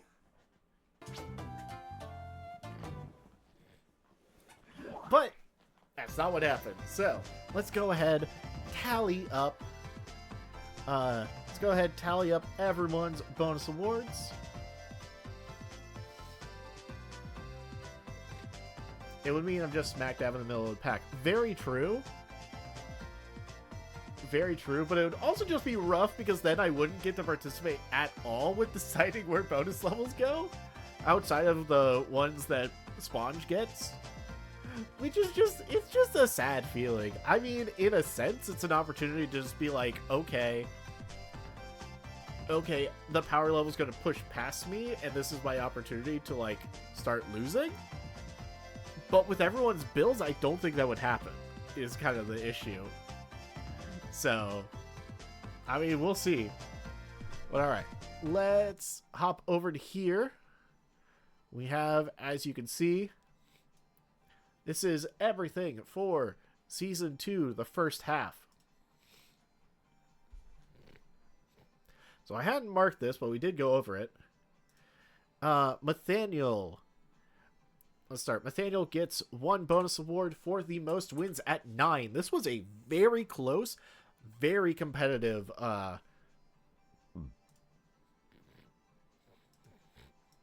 actually, I'm going to do this. There we go. This was a very close and very competitive. Nope. Shit. There we go. Very close, very competitive. I still can't see where I put the things. There we go. I'll just do like that. Okay. This was a very close, very competitive season. Obviously, later in Sponge only pulling off 2 wins, but otherwise, Palpatine and Themp able to pull out 5 wins on their own. Win Shun coming pretty close to Nathaniel with 7, and Nathaniel only winning by 9. So, overall, like, the balance of everyone in the racing circuit is pretty good. Later definitely proving they are quintessential middle of the pack when it comes to the races. They're constantly getting second or third, kind of like not standing out too much, but not losing too hard either. But okay, yeah. Nathaniel gets their first bonus award for having the most wins. Least wins is split between Later and Sponge, so they each get 1. Most last place award goes to Themp with that 10. Definitely a standout. Later gets the least last place award with their single last place placing.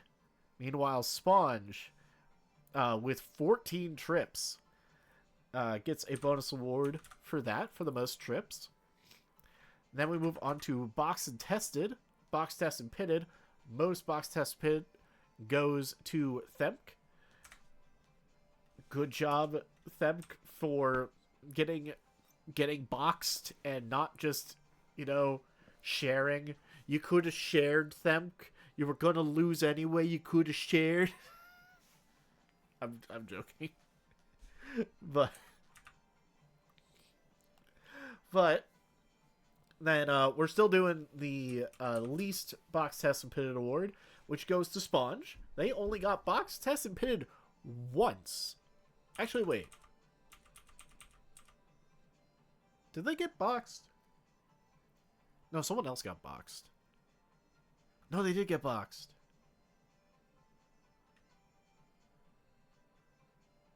They got boxed but not pitted. They were not getting pitted at all. Yeah, I think I forgot that. Either way, they still win the least Box Test and Pitted award. That is their 3rd bonus award from this. Huzzah, hooray, congratulations. Now we move over to the dojo, where we have quite a few bonus awards to give out. Because the most wins was a tie between Later and Nathaniel. So they get bonus awards for that. The most losses goes to Themp and Win Shun. So that's Win Shun's first that's Win Shun's first first bonus award. Huzzah. Meanwhile, yes, we move on to the dodges. The most dodges goes to Winshun as well with 16.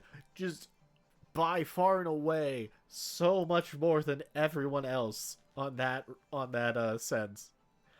And then Palpatine gets their only bonus award with 1 for least dodges. Meanwhile, the only one to get the timeout award, the only one to qualify is actually Nathaniel. That's and then we have the ring out award. Nobody got all by decision, right? No, Nathaniel also got all by decision. Oh jeez. We're gonna have to be wary. I mean, it's still under the 6 level cap. We're just gonna have to be wary about balance at some point. But yeah, Nathaniel had 3 matches go to time, or 4 matches go to time, and got a ring out. So they get the all by decision award and a level for ring out, because 1 split in half rounded up. Did it again. Hey, it's not nearly as bad. It's only 5. It's only 5 compared to the 9. It's only 5 compared to the 9 you got before.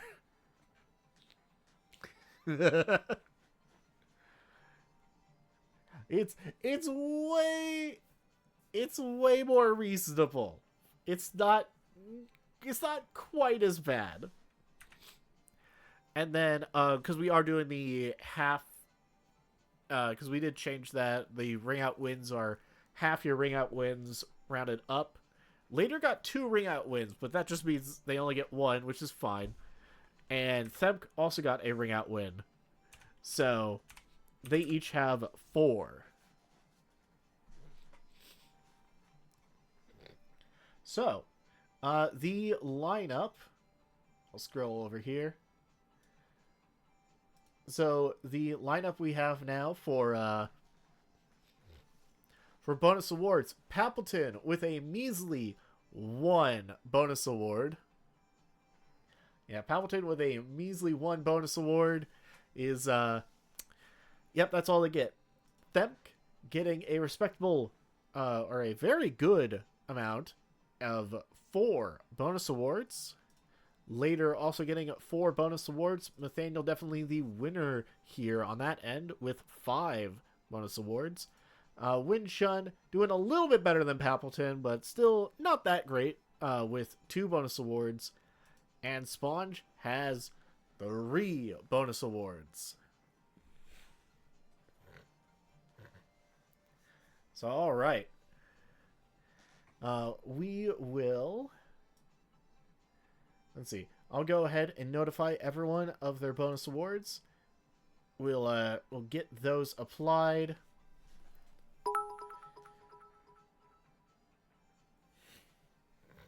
Oh, hi, Kenny. Oh, you dropped some bits. Thank you. I was working 2 games tonight, maybe 2 half games after. Nope, had 4 full games tonight. Plus, I am eating my first Frosty in years. Ah, neat. Well, hello, Kenny. That is a lot of games. That's rough. Oh my god. Yeah. Okay. 96 minutes of cardio. Ooh, boy. Oh, baby. My legs are dead. Yeah, I can understand that. Alright, you got in just as we were wrapping up second half of Season 2. So, we just got done tallying up the bonus levels, which you, by the way, later got 4. Did a pretty good job there. Nathaniel's still cleaning up with... Nathaniel's still cleaning up with the wins and stuff. Got 5 bonus awards. Not quite as problematic as the 9 that we had to cap, but you know, not too bad. I don't know, straightforward cardio featuring stopping every 3 seconds because it's junior high basketball. The kids fucking suck. Ah, I see.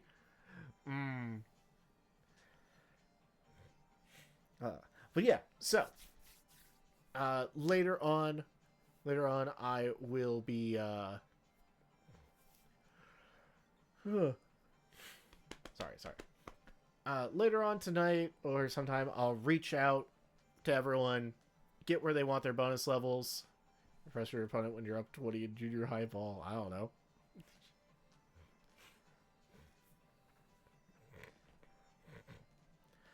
Oh yeah.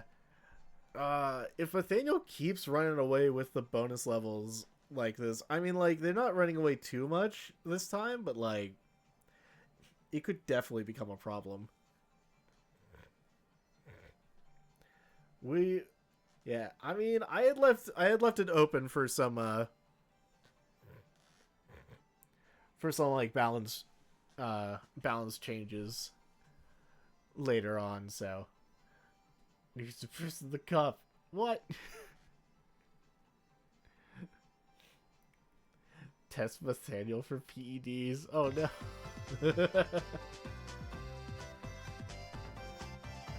I mean, to be fair, when we went over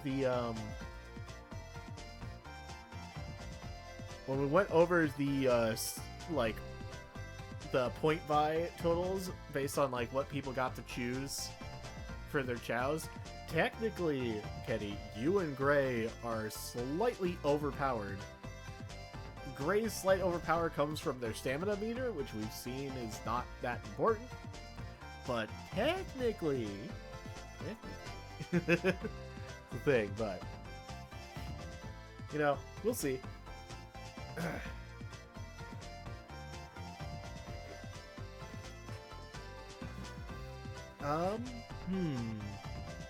Alright, now the question is, what do we want to do? I wanted to do something after this, but at some point I forgot what my plan was. I'm gonna drive home from the 1 a.m. on that. Also got one of those free frosty tags for the year. Ooh, nice. We're gonna go to Wendy's a lot. Dinner was talking about Sonic Heroes. No. I'll tell you why. Because my plan for Sonic Heroes is that I intend to no, it's because I'm still, my body is still not ready to take on Sonic Freeriders again, but because I'm a dumbass and lost the or I failed to download the file that had us beating Sonic or Shadow Generations, I don't have that anymore. So we're just gonna replay that. I'm not sure exactly when I'm gonna do it, but at some point when I get the free time, I'm basically just gonna start a new file of Shadow Generations, play up to roughly where the first stream of that we did left off. Literally because I'm finished. No, it's because I'm an idiot. Completely different. So yeah, I'm just gonna offline get it to roughly where it was there. It's been a while, so I don't remember how things went anyway. So, you know, we're driving home. Can't we just Sonic Heroes? Yeah, we're not doing that right now. That's gonna be a whole nother stream.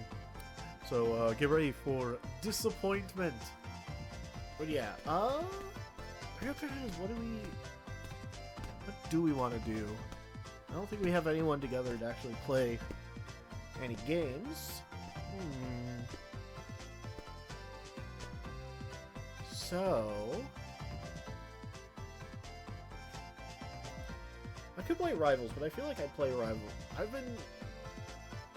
I've been oversaturating stream with Rivals lately. We already beat Luigi's Mansion.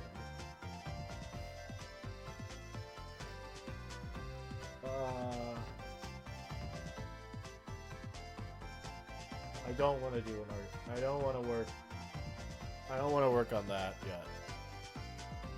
I'll do that when I'm feeling it.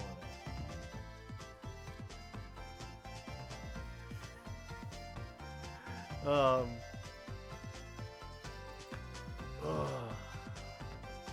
me feel it.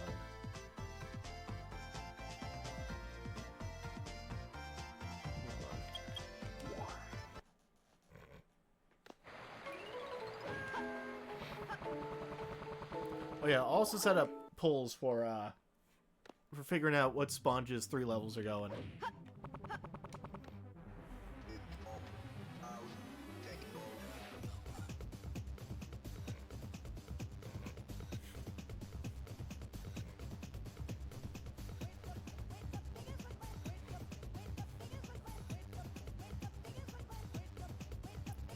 Sorry, I was just contemplating what I'm gonna do with my one level.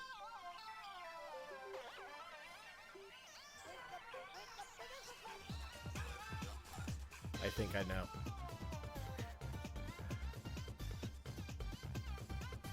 I think I know exactly what I must do with my 1 level. Okay. Yeah. We're gonna pause that. There's no music blaring in anyone's ears. I'm gonna be right back. While I consider what we are pivoting to, my hands are all crackly, so I need to moisturize. So be right back.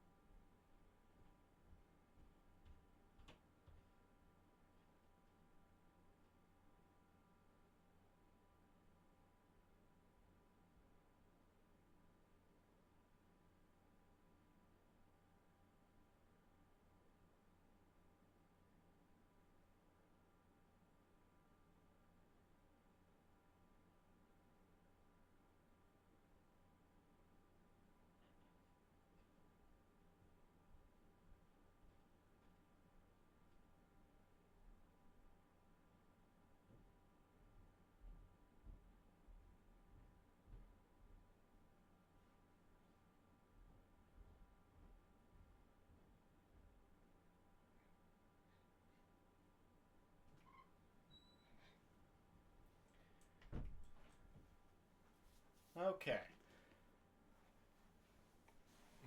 My hands are a little bit more moisturized. So they probably won't crack and start bleeding again or something. And I'm trying to think, what do I want? I could always play some Magic. Play some like Arena, boot up a draft, and have some fun there. Could just chill on Arena and just draft. I don't really do that too often.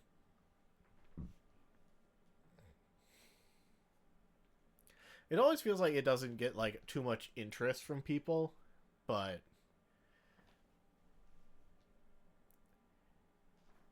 that's fair. Yeah, it's something I enjoy though. Honestly, I'm kind of bummed. Last time they were doing the Omniscience draft event, I should have tried to get a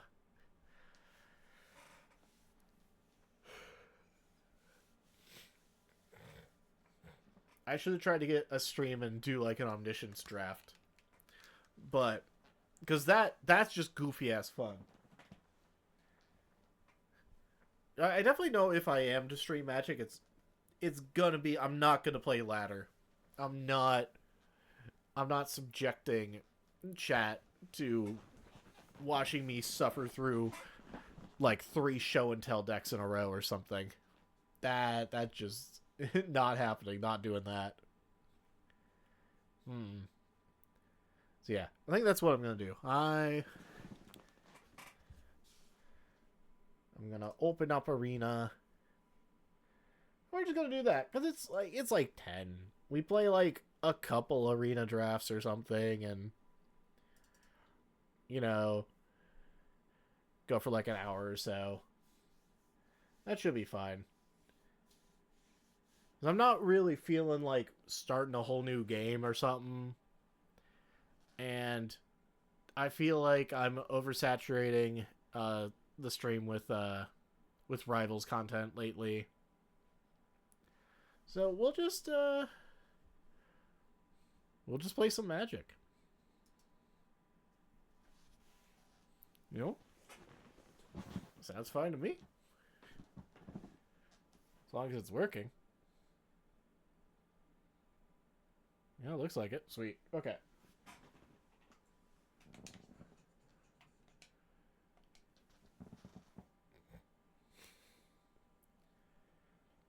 Oh, also, I haven't touched draft at all this season. Chill and watch Magic. Sounds good. Yeah, I haven't touched draft at all this season, so I'm like down in the bronze.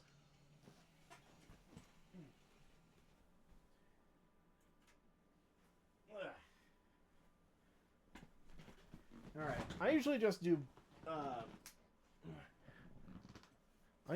just like not necessarily quick draft. I don't think we need to do quick draft. Let me swap over to here. This should there we go. All right, it pulls it all up.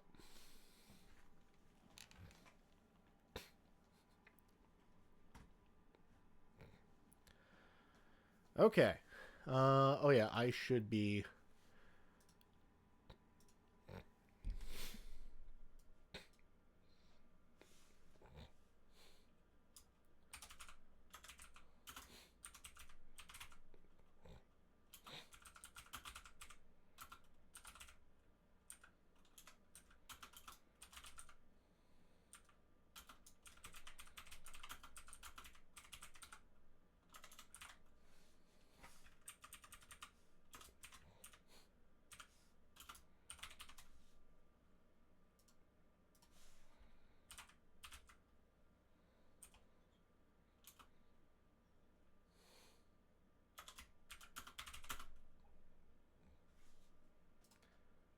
I'll just say it's Magic the game.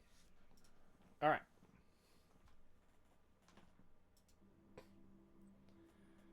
Da da da da da.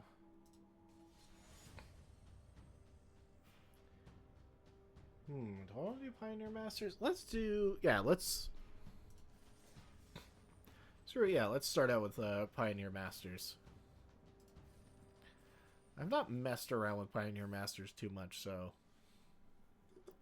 See what happens. Also gonna get something to drink.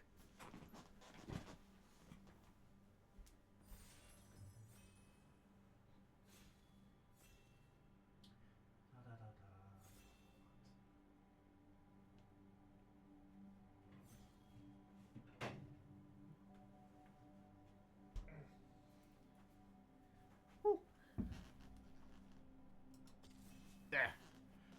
Now we're just waiting on that other person.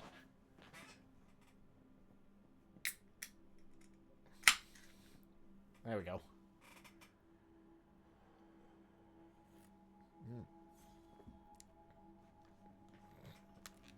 Ah, excellent. Okay.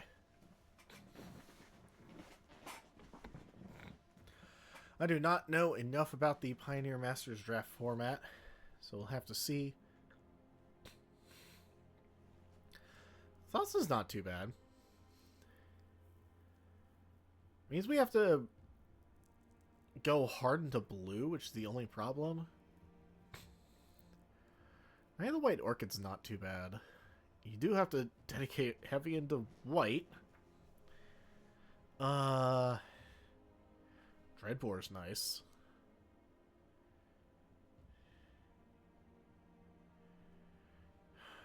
I feel like if this was other thoughts, I'd take it. I just want to first strike 2/2.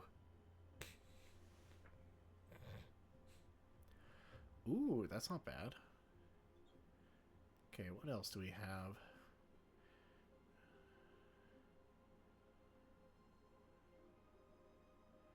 Ooh, there's probably going to be... This actually might be nice. If anything, it's a 3-mana 4/4 uncounterable. Okay, we're just immediately off the pat. Wait, at the beginning of your upkeep, may returned.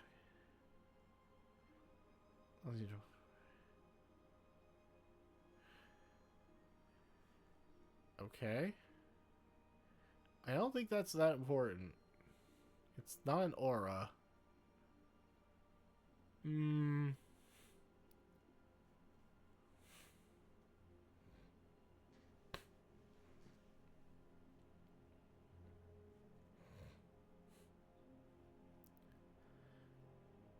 We'll pick this. We'll pick up the Pilgrim, because we might be able to find some really solid, like, auras.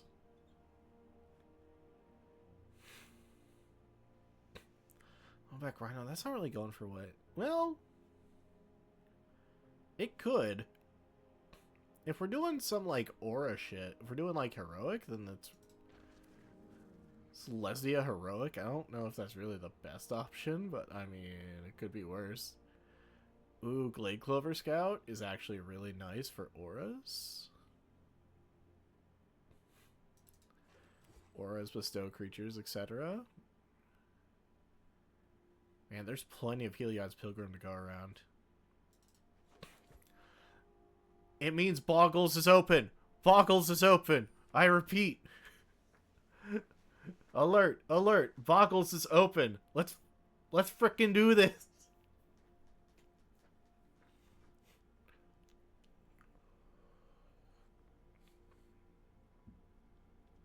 All right. I kind of rapid fired that. Technically, you should not be this committed to a color this early on. You usually want to keep yourself open. But have you considered Bogles? Have you considered double Boggle? Considered. We saw 2 other Heliod's Pilgrim. We just need some busted ass auras.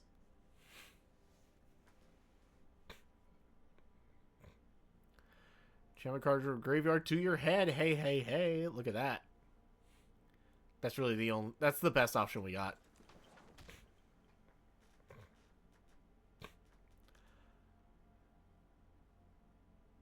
Gonna put your pants on. Yeah. Oh, there's literally nothing in here I can use. I guess I can grab this and... I'll keep black open as a splash. I guess. Seems risky. Considering we have Knight of the White Orchid, I should also try to pick up any, like, green-white lands if I can find them.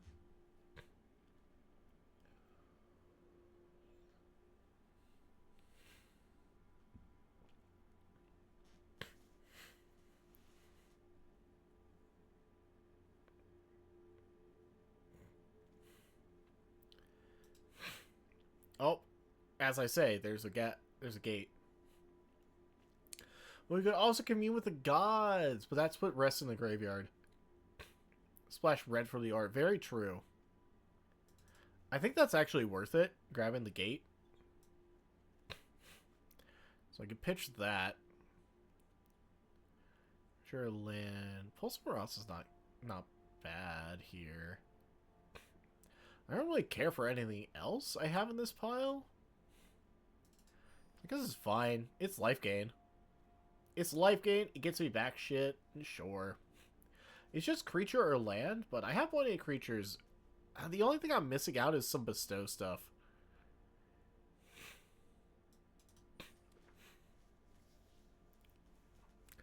Gods is okay, but it goes into the graveyard is the problem. Pilgrim's Eye, probably gonna need that, honestly. Yeah, it's Pilgrim, that's nice. We're not seeing any of the bestow stuff. Maybe Bogels isn't quite as open as I thought, and I'm actually fighting someone for him. Okay, we got... It feels bad to give up that Sidisi, but it's not that important. Is Besto in the format? Gotcha. Oh, look, more Bogels things. What was that bestow? Jeez, that's crazy bestow.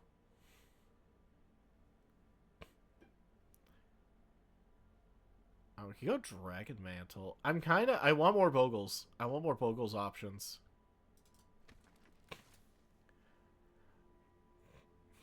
Is it incredibly risky and greedy? Abso-fucking-lutely it is. But you know what? I'll take it. Ooh, Nemesis of Mortals. That could be fun.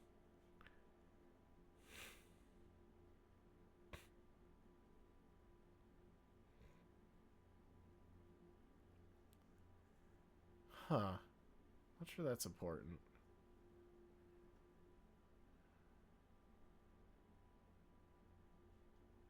Yeah, this isn't too important here.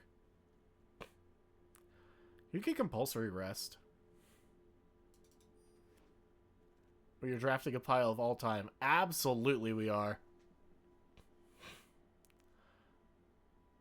Ooh, okay, hold on. That's nice.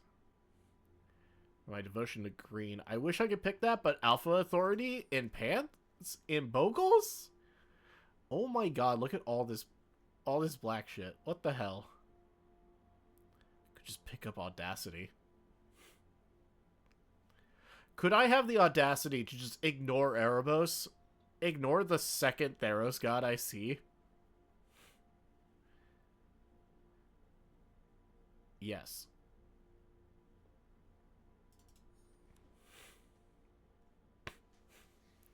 Gatebreaker Ram. I don't really have gates, so that's not important. Populate. That's not too important. Iron Forcers. I just haven't seen any exciting red stuff to splash.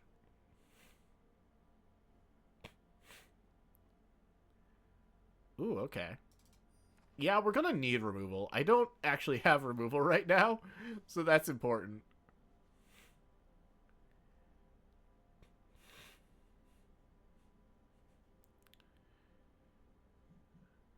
That's not too important. I don't know. I feel like my options for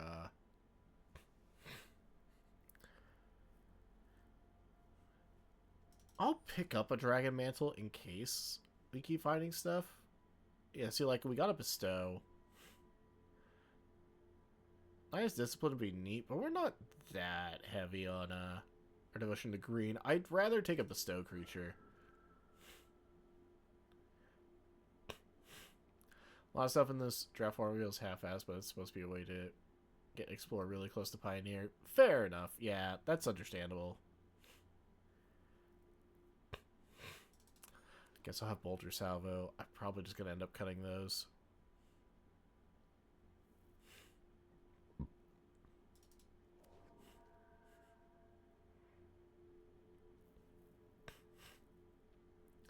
I guess I'll take an Eidolon of Rhetoric. It's a thick boy. Oh look, we get a Nile's disciple? I don't know words. I guess I'll take that. I don't really... Whatever. I don't think Growing Ranks is something I'd use. That's not too bad. Okay, sure. What do we got? Hissing Quagmire.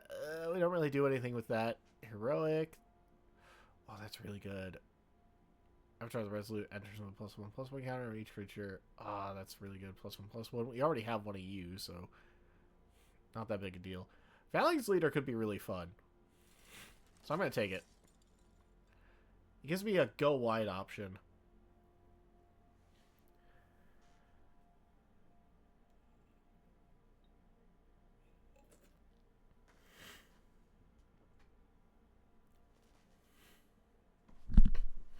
Oops.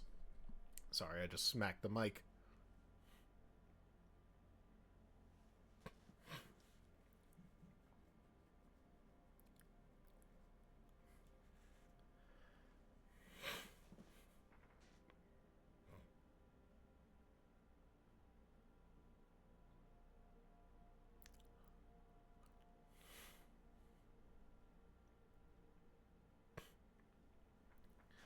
Yeah, sadly, I'm not seeing a lot of solid auras for red coming in.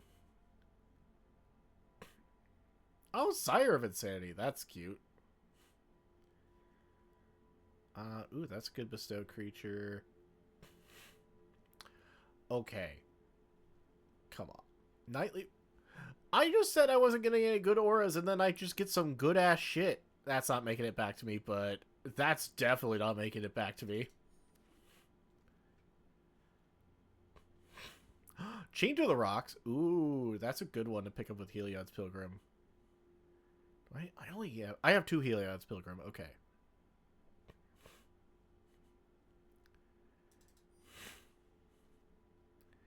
Okay, that's good. Ooh, Stasis Snare. Stasis Snare or Knightly Valor? Oh, no. Those are both really solid picks. I need guaranteed removal. I need more removal options. That's something I'm kind of lacking right now.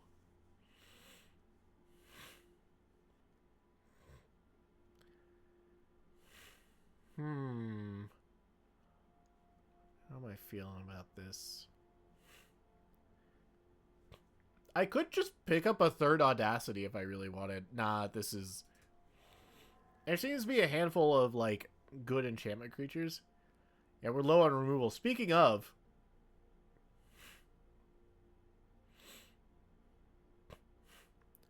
Look, that be neat and all, but this...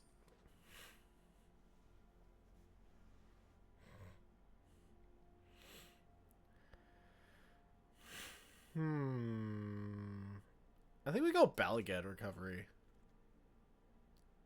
Just get to buy back anything we're missing.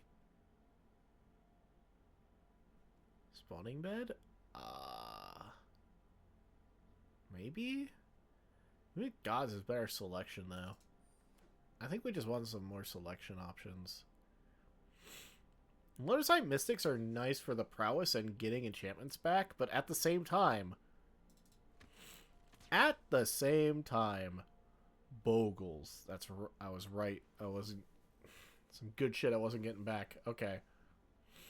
Well, I guess we'll take Perforos Emissary. Don't think I have any use for it, but you know.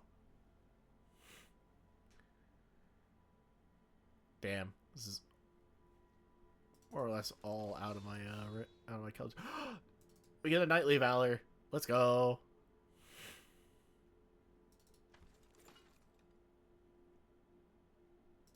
I guess.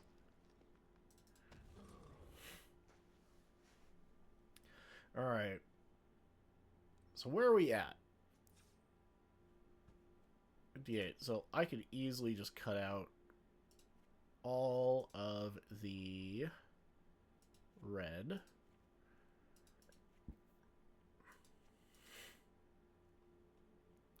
Still have plenty to cut. Okay. I think that's fine.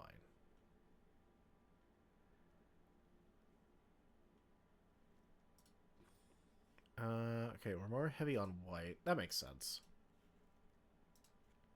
So we immediately go down to 16.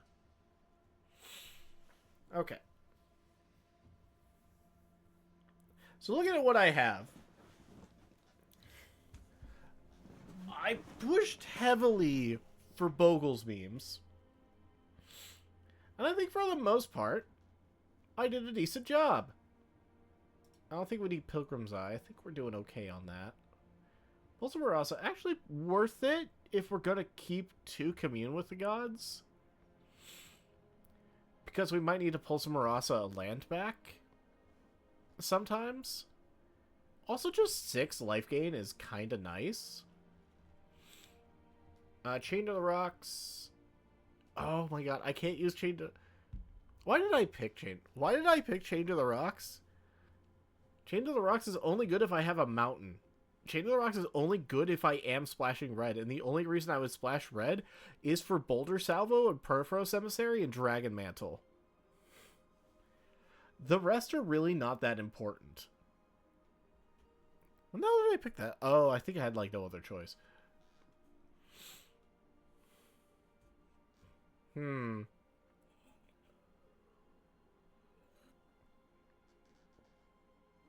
Now, to be fair, it costs 7 mana to bestow, but bestowing that onto any of my Bogels, on any of my Bogle boys, or Bogle gals, or Bogle days,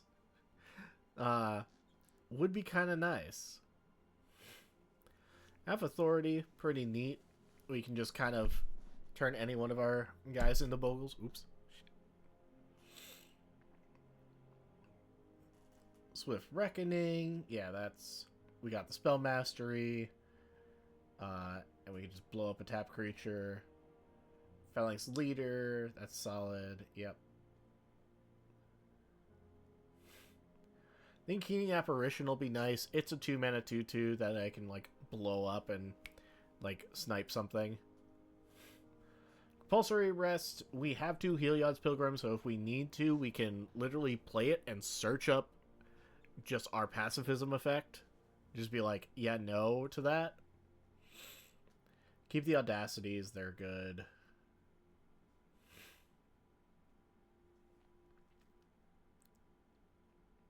Punk. Ghostblade Eidolons. It's gonna be 6 to bestow, but like giving our Bogels double strike is really nice. So I think it'll be fine. Ballygated Recovery also acts as an extra land, so we could literally just go down to 15 land.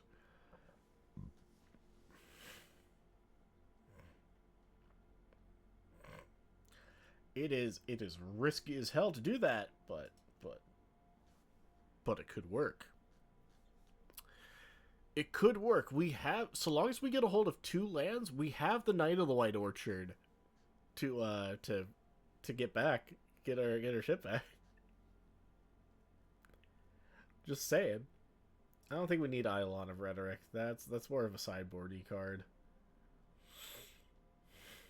Also on Spiders, it's still a 3-mana 4 for uncounterable. And if someone tries to hit us with like discard 2 cards, I'd just be like, haha, get wrecked. Unflinching Courage, so good.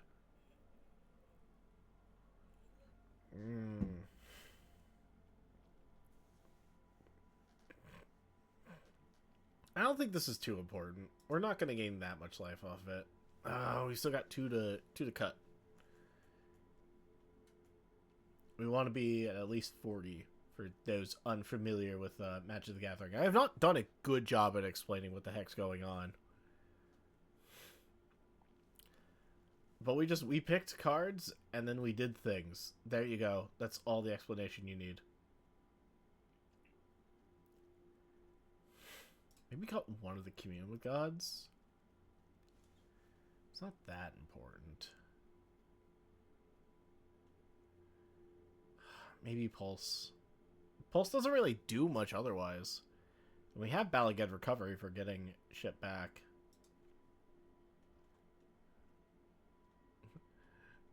There we go. That's drafting explained. Yeah, pretty much.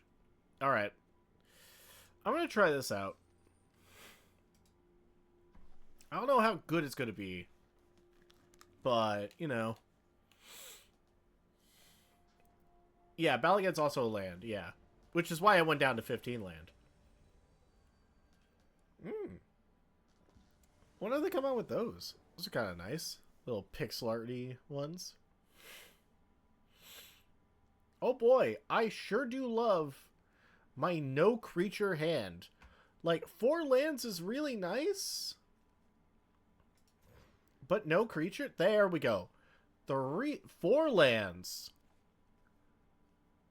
4 lands, a Bogle, a Bestow, and removal. I'll do it.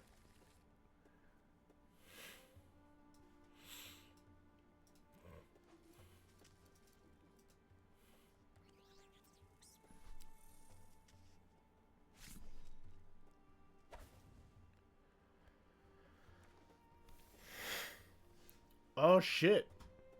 A rat.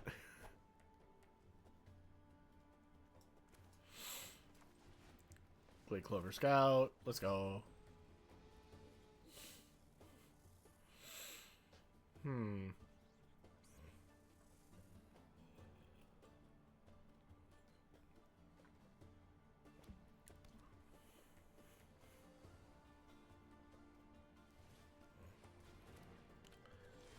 Oh boy, okay.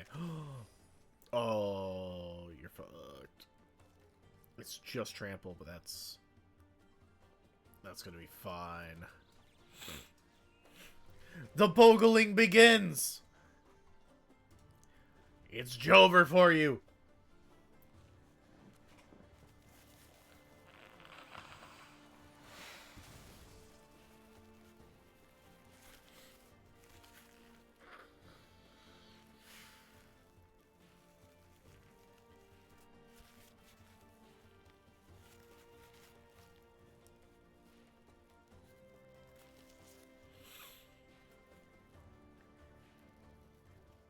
Are you? Oh, they're bogling. I'm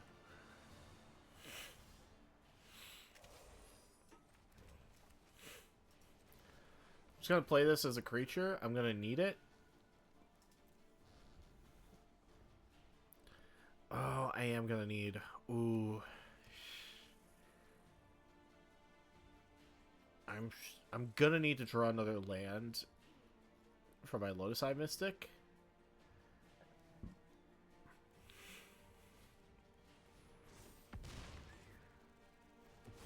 Ooh. That's rough. What's their play?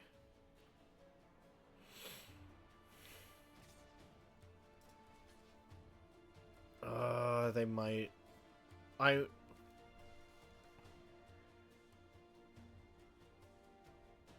get to punch it now. We do, kind of... I want to block, but they were looking at it like they had something. It might just be worth taking the 6.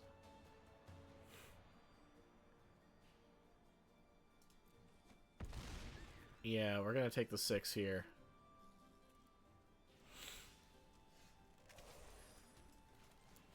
And we're rewarded. They might have a combat trick. Exactly. That's why I didn't do it.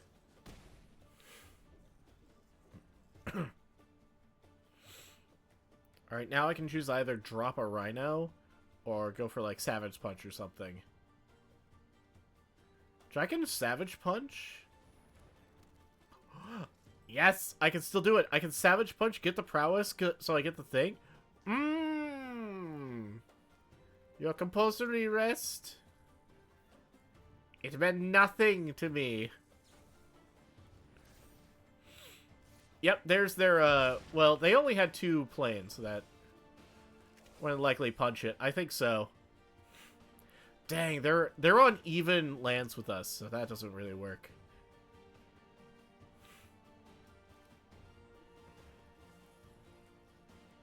I think we just punch it.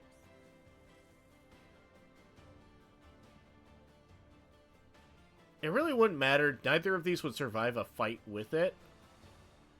Actually, wait. It could. It does! Let's go! Yeah. Draw your card. Take 3 damage! And now I just sack the Lotus Mystic and I gain some life. That's fine. It did its purpose. Oh my god. Of fucking course they just have another one. Okay. Yo? Okay, but like... Yo? I think I set up the Rhino. I want them to be scared. I want them to be scared of me. I also need them to play a land.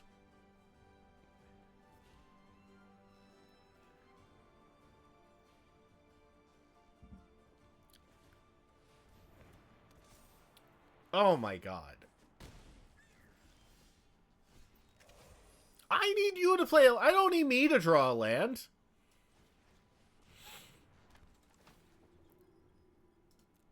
Fine.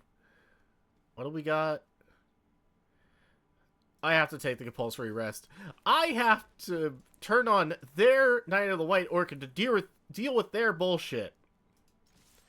I'm not happy. I'm not happy about that. Damn it.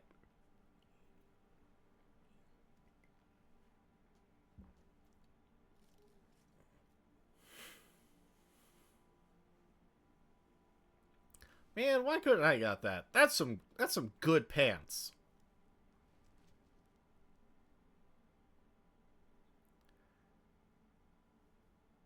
What are they gonna do? Like do they have like the Keening apparition? They could see. Damn. Damn. We were both on the Bogels plan, and I bogled better than them. Get fucked.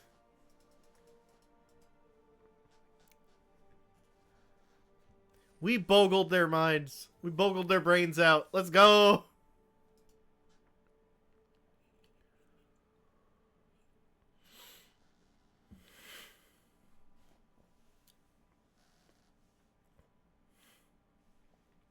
All right. Next one. Let's go.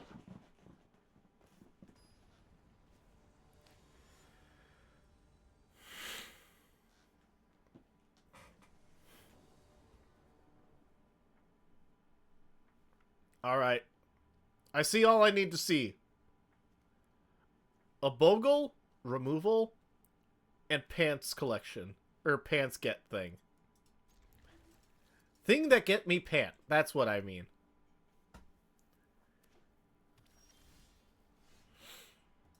Adorable. Behold.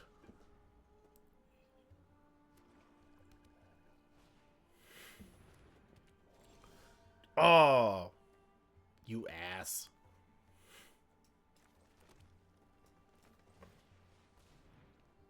Alright, what do we got? Oh. But Phalanx Leader. But Audacity.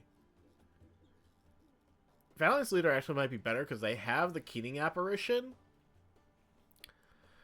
But if I play the Audacity, sack a Keening Apparition to kill an Audacity, like, what are they doing? But my only way to get Phalanx Leader back...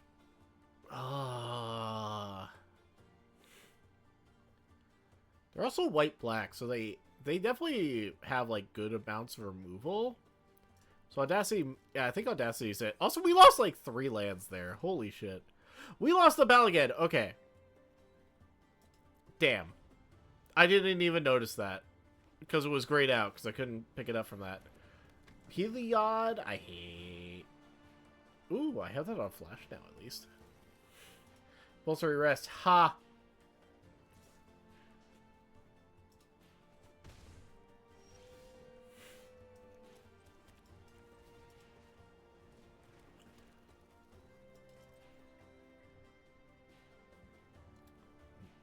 What are you doing? What are you doing?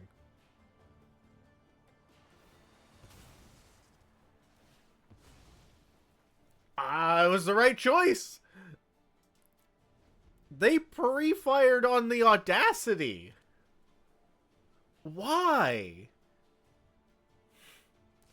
Come on. No blocks, no blocks. I thought they were gonna pant... I was really hoping they would pants up the Heliod's Pilgrim and I could just be like... Just snipe them. Just be like, nah. Alright. Alright, bro. I got double Bogles. What you gonna do? Draw your card and go down on board state. Yeah, and I appreciate them.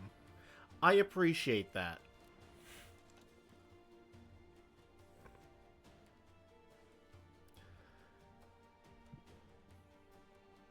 I love how they got compulsory rest with Heliod's Pilgrim.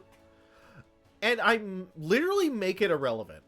It's not useful to them whatsoever right now.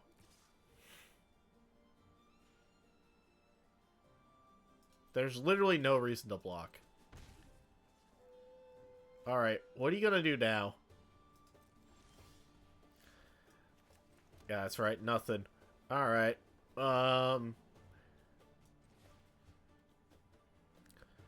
Let's slap this on our Tower Archer.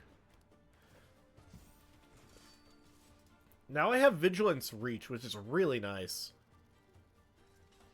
They could have a Battle Trick here. They did not have a Battle Trick. RIP. Yeah, they just wanted the Flyer. Too bad I have Reach.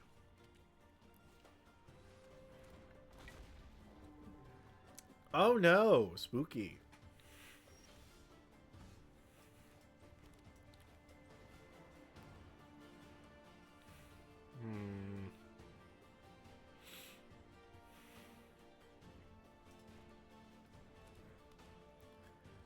Yeah, I think that'll be fine. We can bestow this. I want to hold this up. I want to bait their, I'm gonna kill their Scion of Ugin, and I want to bait it out with Swift Reckoning.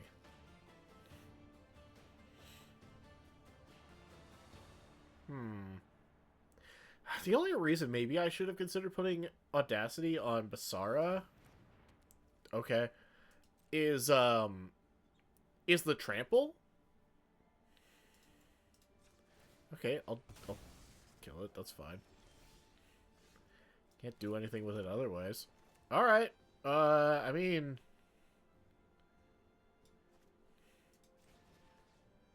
I'm gonna bestow, and you're not gonna be able to do jack shit about it.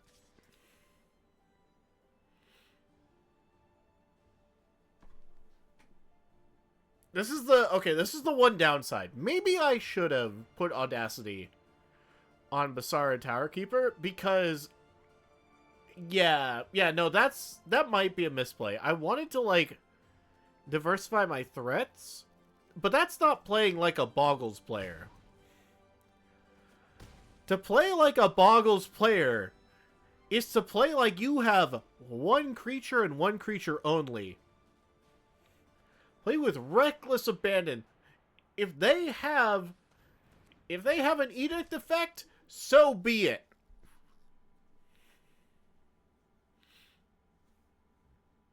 Oh, that's neat. You gotta play your remaining card in hand? Because otherwise, that's just a 2-mana 2/1. Not that strong. Not that strong, to be honest. Just swing. You gonna swing with that silly little 4/4 of yours? No, thought so. Yo, y'all are so dead. Hey, look, it's my Audacity. Look at that. I've redeemed myself as a Bogels player. Alright, what are you gonna do?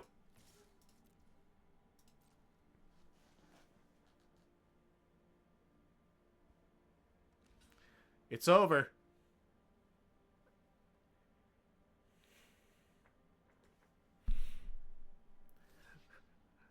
Never didn't have it. Yep. Yep, it was over before it began. I don't know if they understand. I don't know if they understand the double strike. I don't know if they understood that I had double strike. I'm gonna be honest. I don't. I mean, okay, to be fair, it didn't matter. They were dead either way. So whether they understood how the double strike worked didn't matter. It was irrelevant. Like, they were basically dead on board. Alright. Hey, Bogels doing not so bad right now. I mean, it could always change. We could just like fall flat on our face, but you know. All right. Aside from the fact that we only have one planes, so these two aren't playable, we do have this and the Glade Clover Scout. So it's a keep.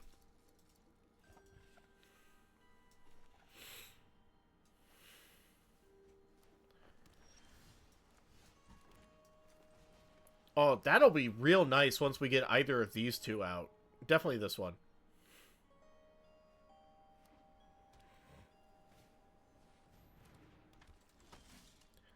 You have Eros. That's annoying.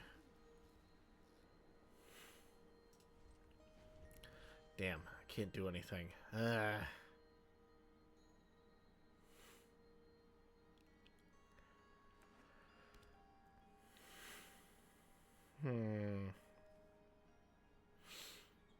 really just need another planes.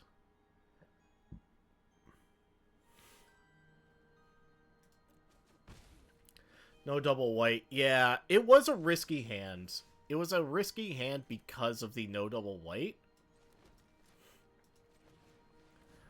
I'm playing this. No value in the Savage Punch. Might as well get our chip damage in, but...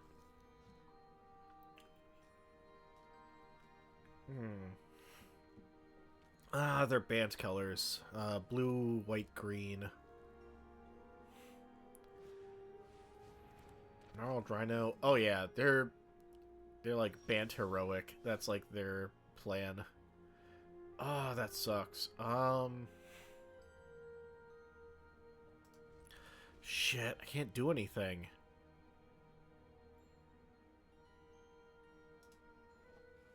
Cat.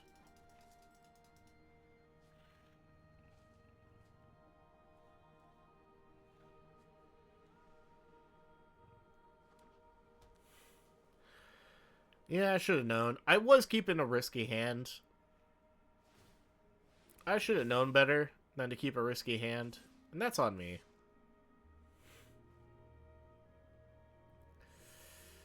Uh...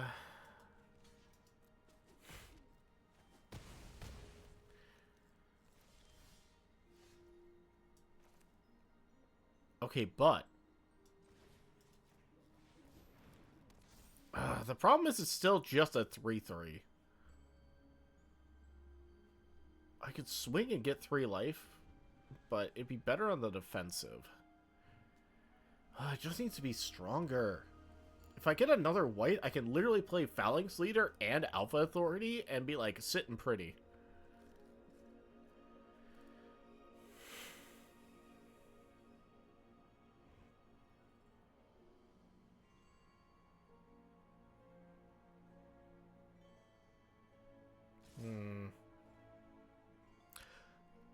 Oh, that's a battle trick. They got some stupid ass battle trick.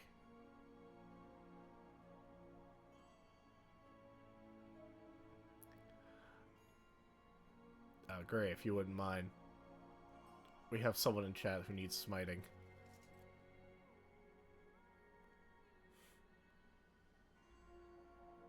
Are they just gonna try to kill here?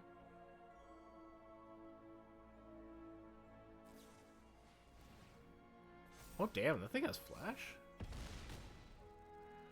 Ooh, I'm in bad shape. Thank you. Well.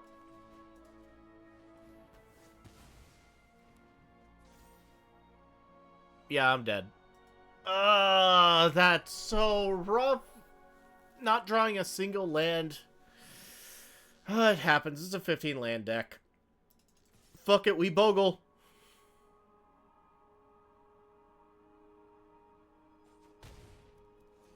Alright, we're dead. Oh, man. All we needed was one more planes. Yeah, maybe it wouldn't have been like perfect, but Phalanx Leader plus Alpha Authority is like so good. Because it literally would have made our Glade Clover Scout like a 4/4. And then we're free to like Savage Punch stuff.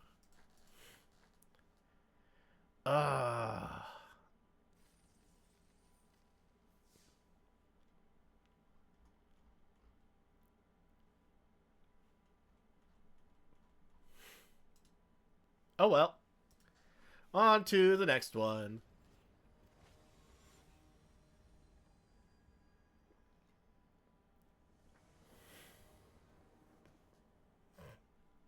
Okay. The lack of double green is rough in regards to the Basara Tower Scout, but we do have a Keening Apparition to deal with any pesky stuff. It's also a 2-mana 2/2. Ooh, we 2-mana 2/2 this. Make it a 4/2 with that, and then when we sack it to blow up an enchantment, we still get to draw a card. I think that's worth it.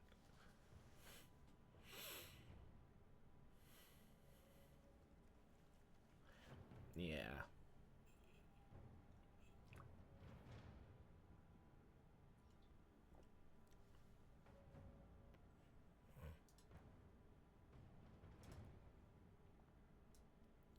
I should bump this. Should bump up the audio for stream. I always play it like pretty low volume just because I like to listen to stuff in the background. but it's kind of inaudible on stream.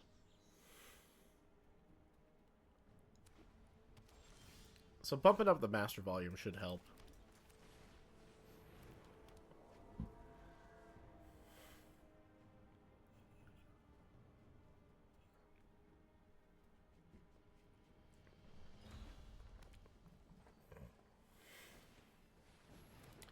Hero of Eros, great. Ooh!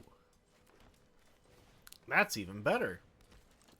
Now we have a Lotus Eye Mystic. What do we do here? It also depends on what they have.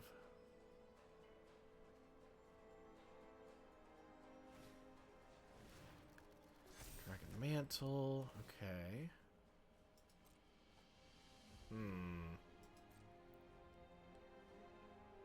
They're gonna swing, maybe? I have to...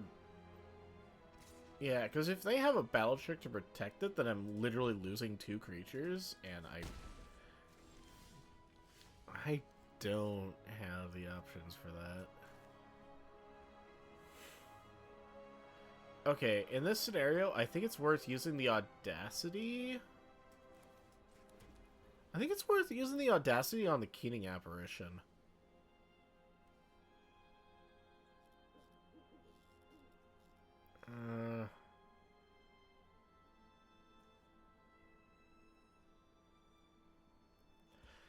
I'm expecting the Keening Apparition to die no matter what.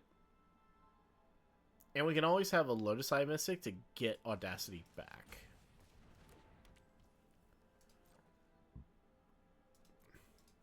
I'll keep the Bazaar Tree Archer or Tower Archer out just in case. I don't know what they have. And they have a worrying amount of cards still in hand. Like, they literally have... They have a full grip. They have 7 cards in hand, which is scary.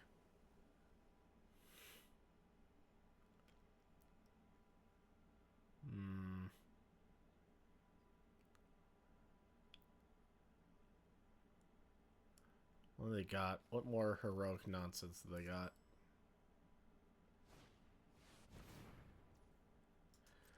Yep, okay.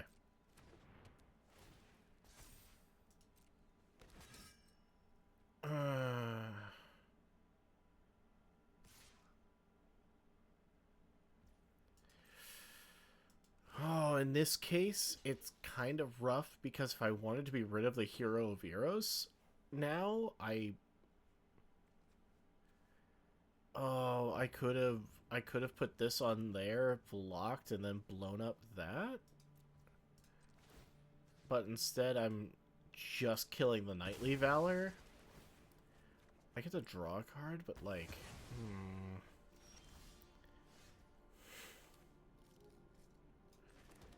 Oh, that's rough, because this is still a thing. You have the Savage Punch, but like... We need a way to deal with it now, and we don't. Which, I mean, that's another consideration that I was just like, okay, we,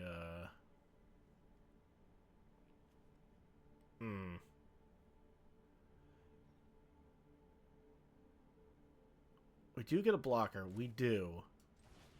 So I think it's worth it.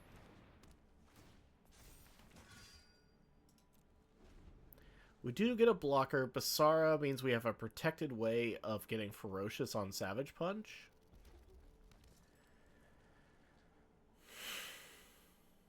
I have to worry. They seem to have, like, a bunch of auras.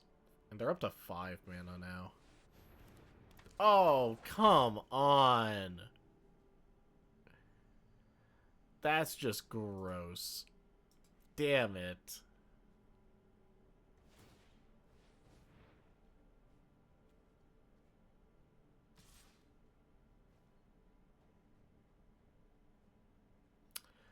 It's time. We gotta sack it. We gotta be rid of Hero.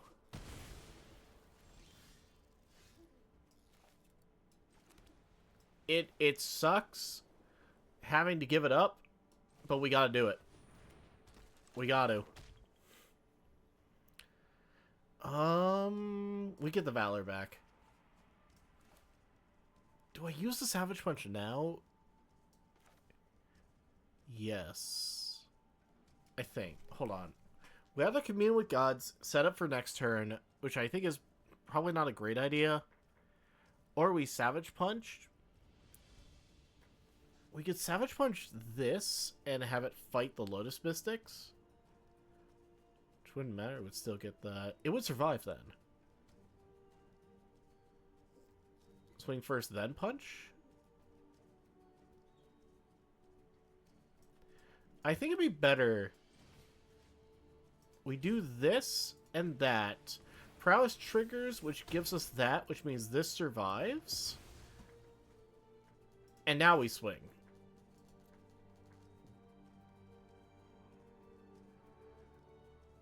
That's fair. That is a consideration. But this also worked out. This turn of events also works out in our favor because they decided to prioritize not taking 4 damage. Oh, great. Rogue's Passage. That's a little scary.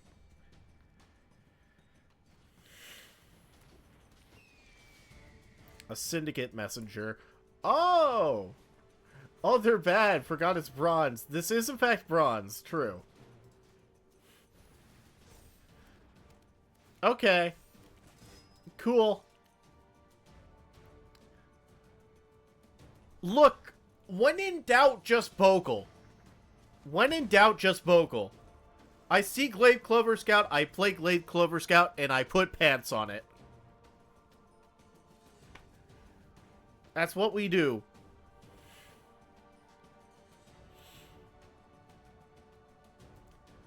Now I can just commune with the gods for something. I don't know what. Hey, look, it's that thing they got back. That is a little scary, because it does have vigilance.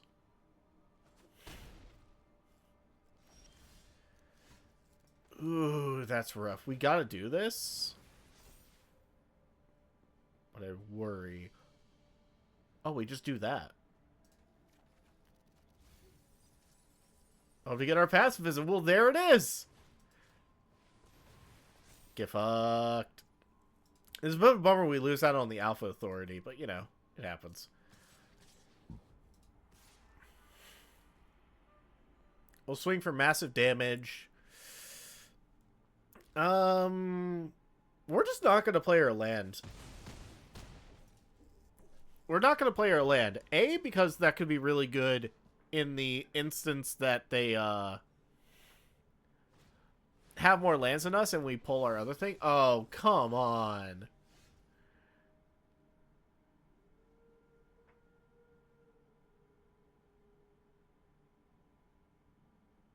It's a 5/5. That's a bomb. Yeah, that sucks. Well, we gotta try it. It's only a 5/5 flyer. If they take the trade, we draw a card and deal with a flyer. I don't really want to swing with Lotus, because then we lose Lotus. They take 5 damage, but that only puts them to 8. I would rather present an opportunity for them to make the wrong choice and lose their bomb. Yeah, Lotus isn't worth swinging. I'd rather draw and be intensely disappointed. Intensely disappointed with my deck.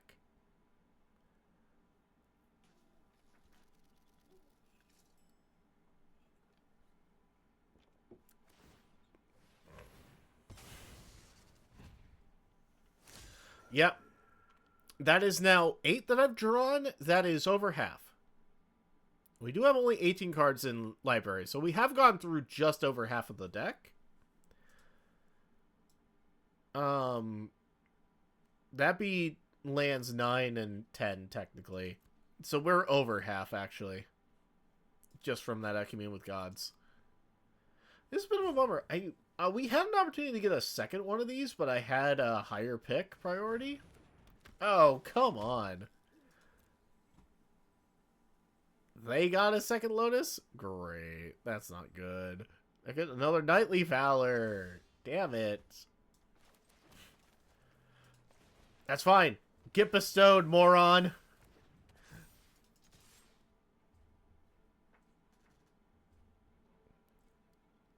It's annoying. It is.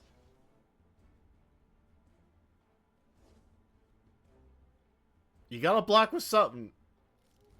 Please, please make the wrong choice. Please.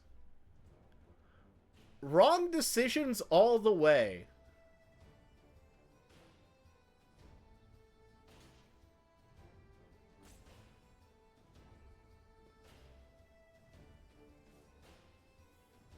They were thinking so... They made the wrong decision. Oh my god. Oh my god. Unless they have removal. Then it didn't matter? No, it's still the wrong decision.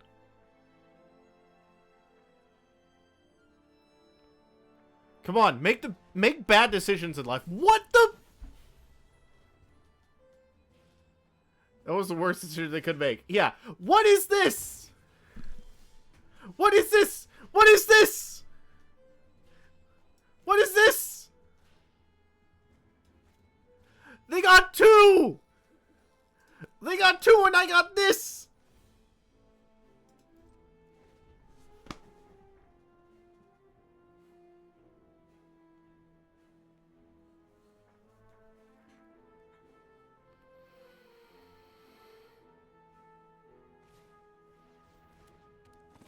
I guess we lose.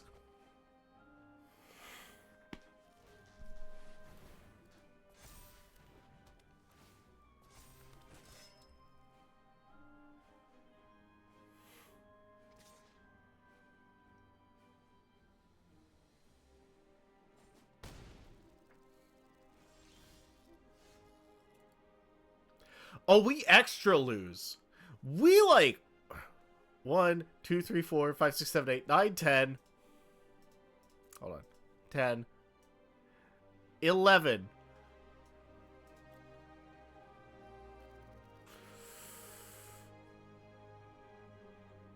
We just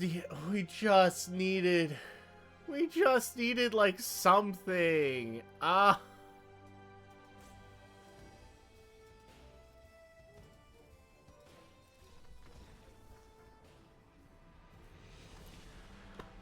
Damn it. It almost worked. I still believe. I still believe in the Bogels.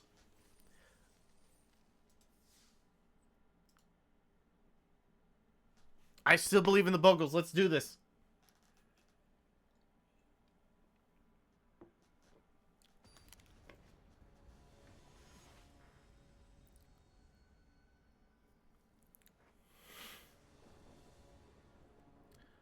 Okay, what are we looking at here? No real creatures. We do have the Eidolon. We have some removal options. We have some dig.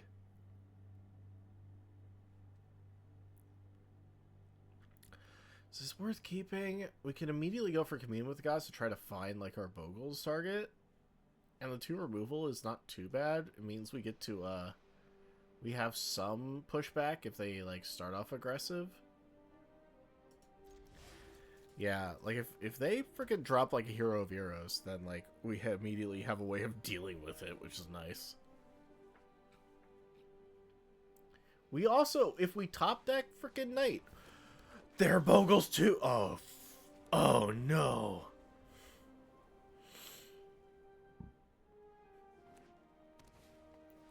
Oh, God. Oh. Hmm.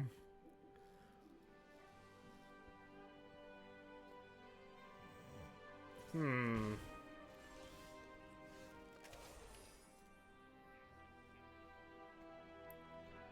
Oh, what do we do here? What's the best option?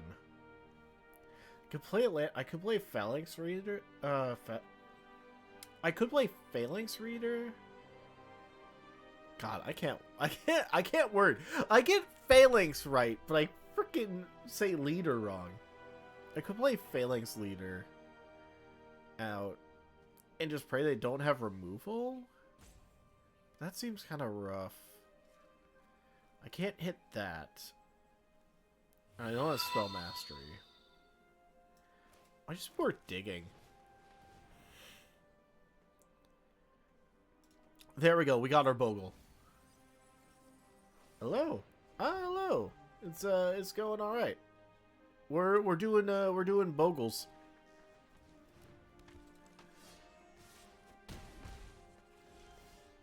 We're doing Bogels things. It's being a little rough right now, but yeah. How's your night been?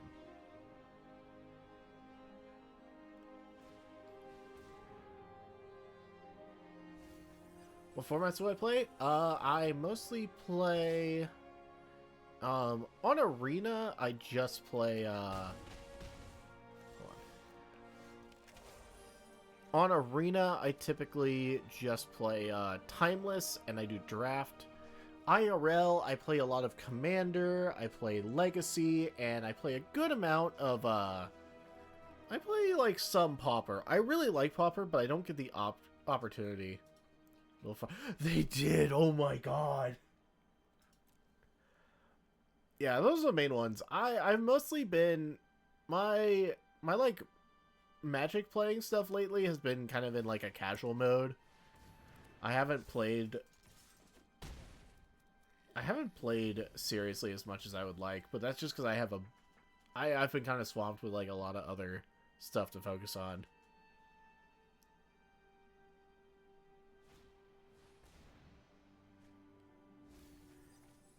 What did they get this time? Skylasher. Pro Blue? Oh my. You poor fool. We could Swift Reckoning, just murder like that thing.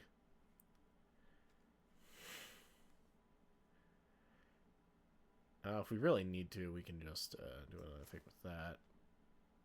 I think we play this out. We play out the Phalanx leader. Oh wait, okay. Do we blow up one of their creatures? They're stuck on mana. I just realized that. We could just play out the Smiter. Swing, gain for life, play out the Smiter, and then just look at them and be like, what are you going to do?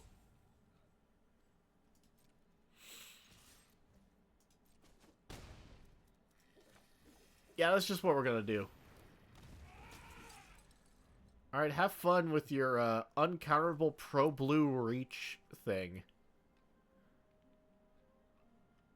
What did they milled? Oh.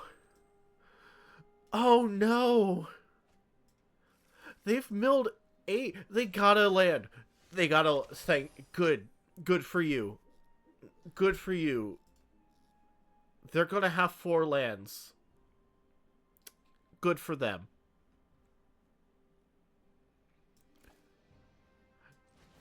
Cause that was not great. They've milled 8 lands.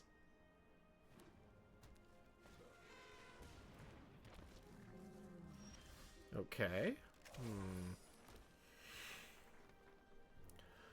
Oh, okay. This is an important question. What is the best option here? I could bestow this on Phalanx Leader, but I don't think that's worth it. Because that buffs everything? Or I could just slap it onto this, have 5 trample lifelink.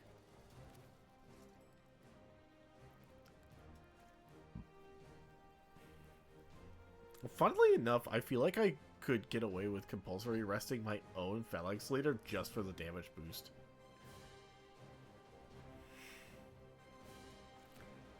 I think for now I'm just going to compulsory rest their Gnarlback Rhino. Make it functionally not that good. And then I'm just going to chill. I'm just going to chill. Are they mono green? Did they somehow manage to do mono green in draft? Because I haven't seen their other color yet. It's just all green. Oh. Hey, that's not bad. Savage Punch? Okay. Yeah, I give you credit for that. That's cool. Wait, okay. Yeah, they can't. They can't stop this. Alright. I don't care what you do. You got to draw some cards. That's cute, but, you're done.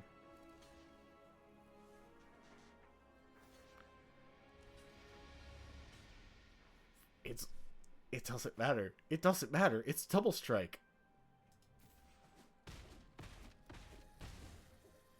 Uh-huh. Thank you. Yeah, they're done. GG's. That was cute, what you did with your Rhino, but, it's Jover.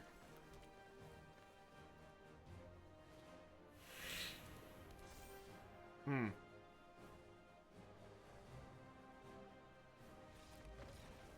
Alright. There we go. Woo!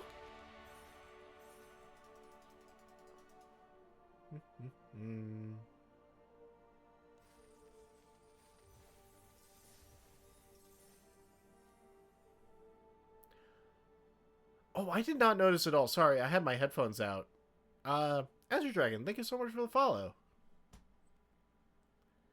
Sorry, I didn't notice it, and I don't know if the like thing played, but I was too focused on the game. I'm sorry.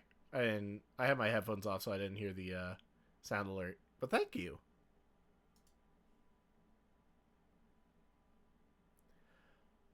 Is it weird? I'm playing this up as if I want to make a video out of it because just the idea of the fact that I get to force Bogels in draft is really funny to me. So I kind of just want to. The second I was like on that trajectory, I'm like, I can make a meme video of this. Maybe not a meme video, but you know, I can make something.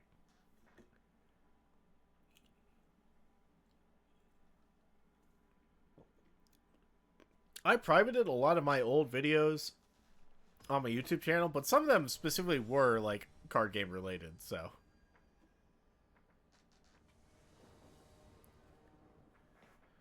All right.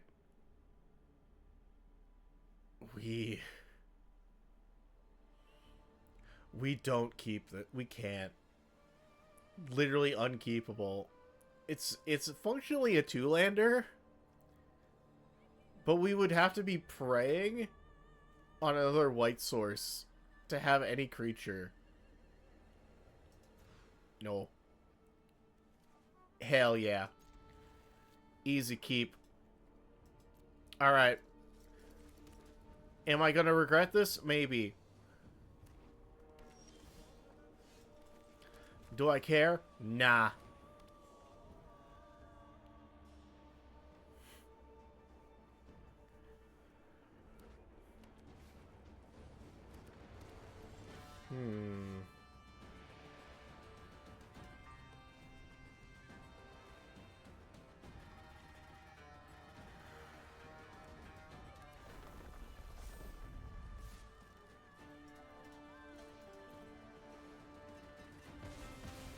Alright. Alright. They let a trade happen. I'm totally down with that. Oh, the weird.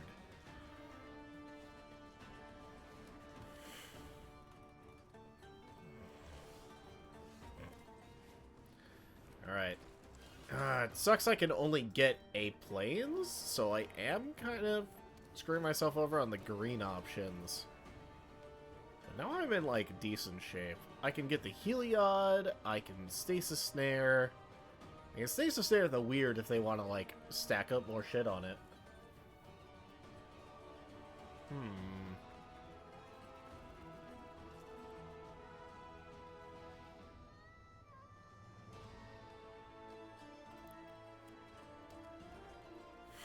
Oh, okay. They're red-black. Cool. Yeah, I'm not... Wait. No, it's not worth it. To kill, they literally have to activate it once. Or they can literally just Dragon Mantle. Yeah, we're Stasis Snaring that bitch. We're Stasis Snaring them.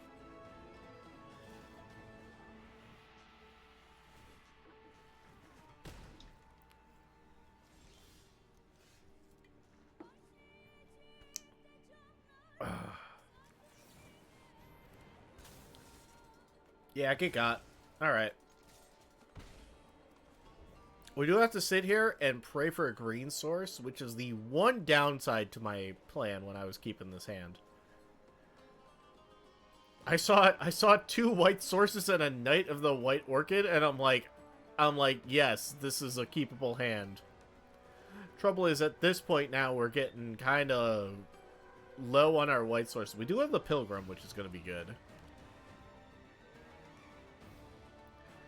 Make me discard. Hit me with, like, whatever madness effect you have in this draft. Come on, do it. Do it. Do it. Oh.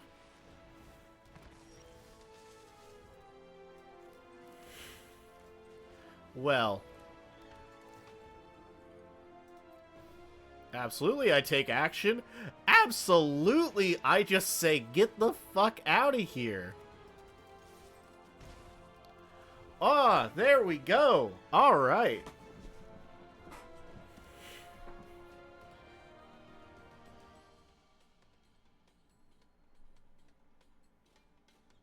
Woo! And that top deck of a forest is clutch. Oh, jeez. That's a little scary. That's a little spooky.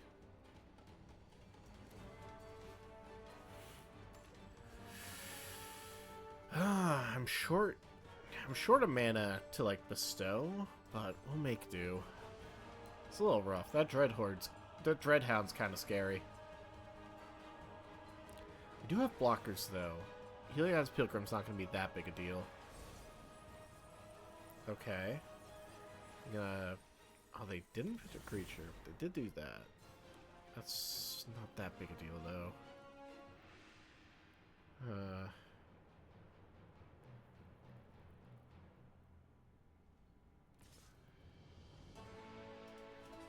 I need to block like that.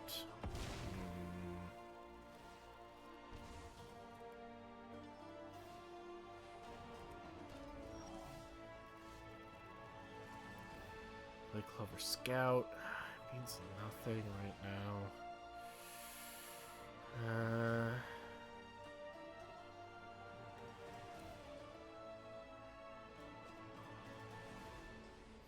I think we just play this as is.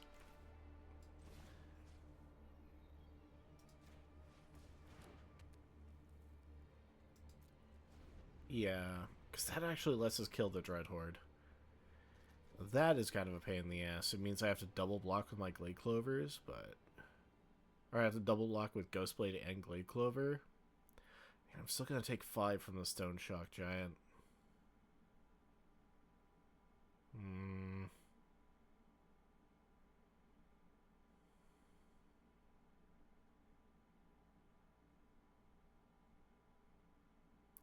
Don't tell me they have, like, removal.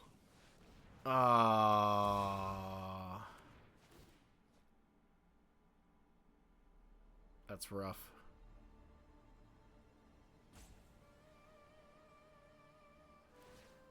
Alright, yeah, that's fair.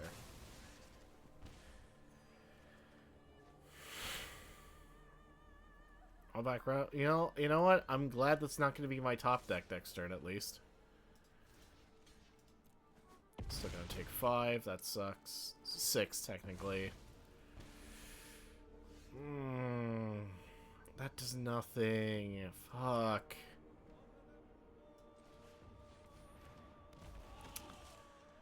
Oh, man.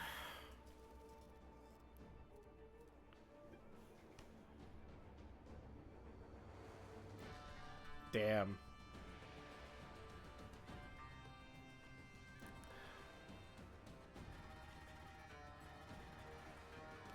Well, GG's. No. We didn't get to do Bogle Supremacy. That sucks. The draws weren't with us. Damn it. You know what? I jinxed it. I was like, I'm kind of thinking of making a video out of just forcing Vogels in draft and then just lose immediately.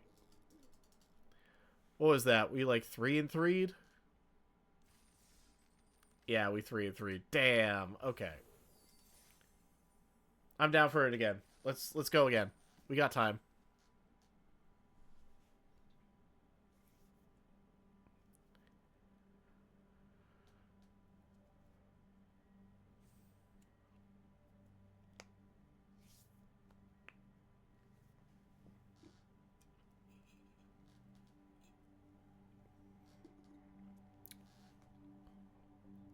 What do we got? I haven't touched like Pioneer Masters like at all, so I don't really know what I don't really know the draft format all that well, I'm gonna be honest.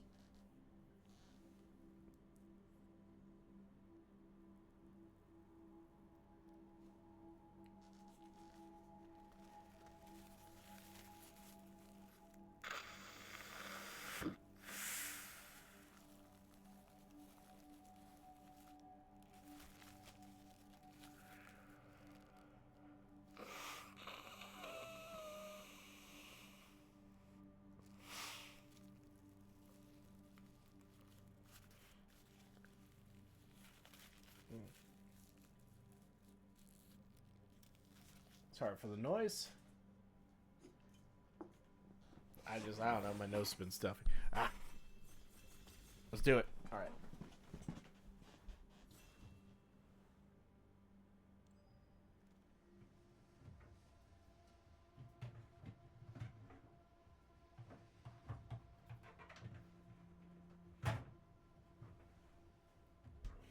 Okay, what we got? What we got? What we got? Ugh, okay. What is this? For each opponent, destroy.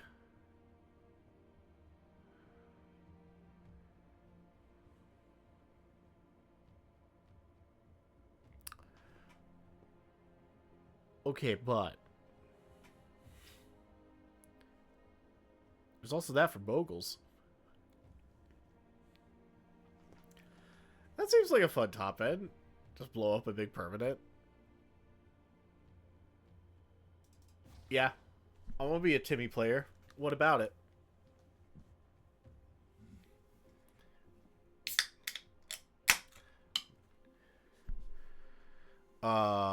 Yeah, no, that's not really my thing. So target creature. Oh, that's just real nice, though. Oh, that's good too. Oh my god, this is so good for green white. We have to do it. Skylasher don't care. You're neat and all, but like I'm not gonna. Let's pick up some enchantment removal. Well, enchantment that is removal.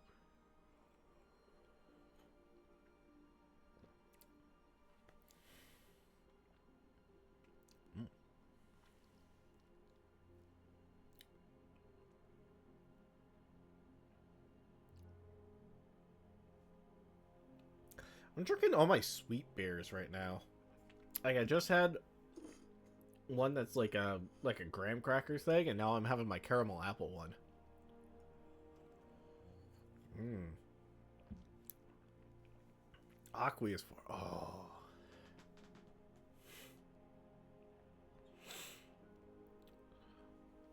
Do I risk it? Do I just force Bogels again?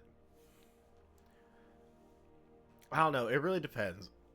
I think Aqua's form is still actually worth it, just because unblockable when they attack Scry 1, like, that's nice. We get a Glade Clover Scout, and then we literally go Bant Bogels.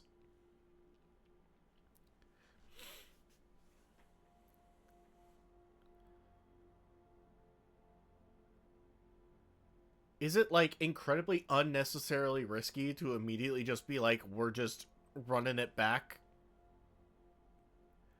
We're just running it back and forcing forcing a strat? Yes. Is it gonna... Am I going to force it to work out? Yes. Yes, I am. Should I have taken the Kalani ambush? Yes. Do I care? No, because I get a boss or a tower archer. I get a Bogle. I get a Bogle, and that's all that matters.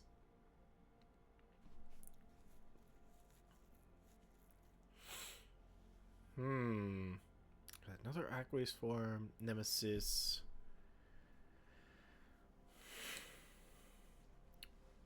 That's basically a 2/2 flyer for 2. That's not too bad. Am I really going to have much in the way of...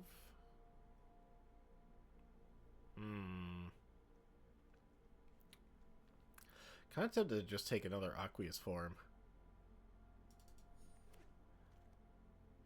Yeah, we're going to do that.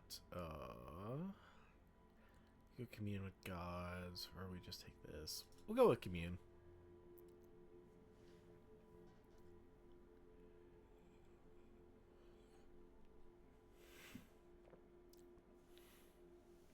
Creatures and enchantments are very important, so...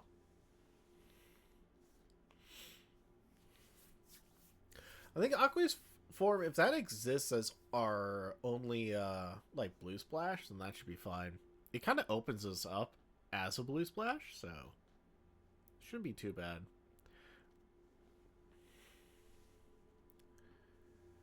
Zorius Charm? Maybe. But Selesnya Charm? Ooh. Pulsary Rest. No, Selesnya Charm's just too strong as a battle trick. Compulsory Rest is also... I mean, they're both common, but, like... Compulsory Rest shows up more often. It's less likely to just get snatched. Oh, we could take Surgery Step, or we take, like, one of these two. Audacity always nice to have, but we don't have a Heliod's Pilgrim, so we don't have a guarantee of stuff.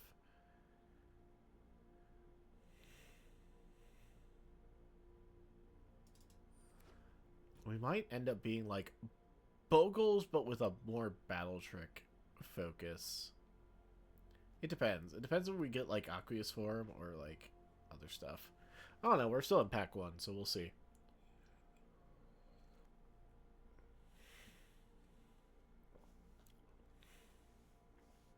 Swift Reckoning or Artful Maneuver?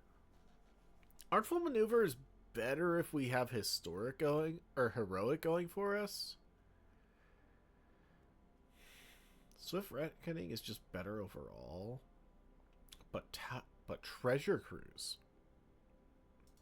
We are in blue. Treasure Cruise is kind of worth splashing for.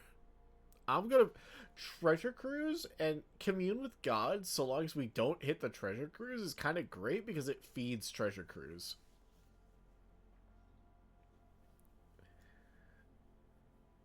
Like I'm not wrong.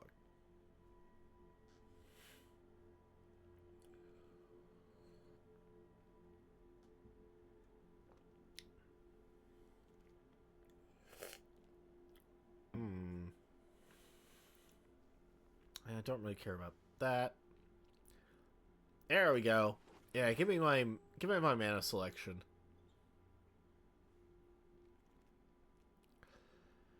Oh, that's kind of nice.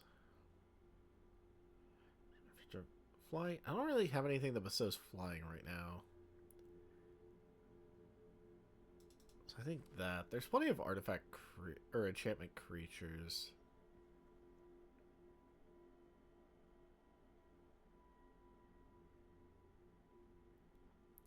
We don't really have... I'll grab it. Just I can't think of anything better to get. But, like... We don't really have ramp like that.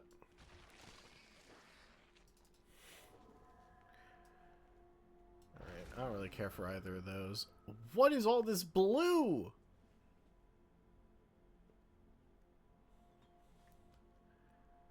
There's so much blue in this pack. It's just got to be the Jace. The Jace is just strong on its own.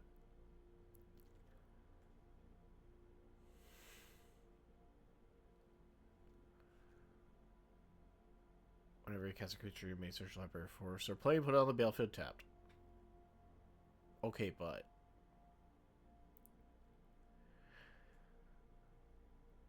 Okay, I mean, Quicken, this is okay. Oh no. It feels like such a meme card. Like, it's not worth. But at the same time, I'm taking it. I'm making bad decisions. Chad, I'm making bad decisions, and I just need you to know I'm okay with that.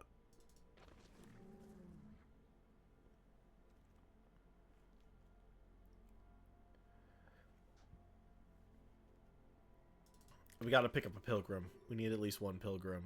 What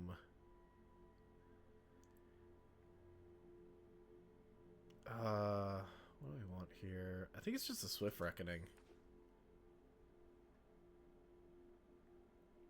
Get some good removal.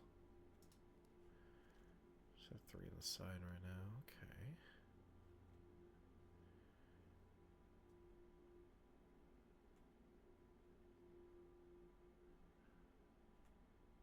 Hmm.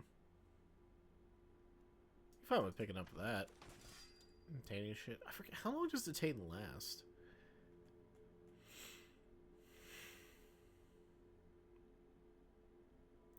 Is it just till they leave the field? It doesn't explain.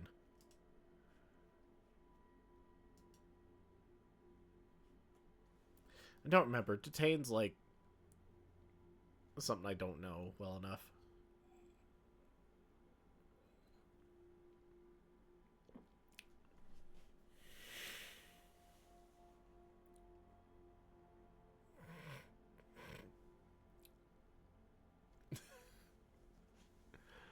Hold on.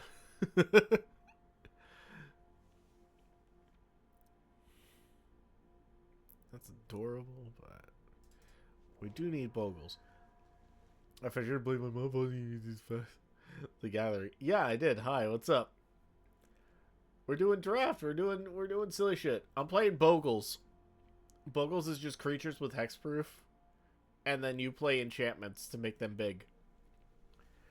We're not really doing too great on the actual enchantments part this time around, but I'm so sore. Oh god. Yeah, I get that. I understand that. You should just take it easy, get some ice or something. It's like ice and heat. I forget like the best way to go about it. But I get it. It's rough.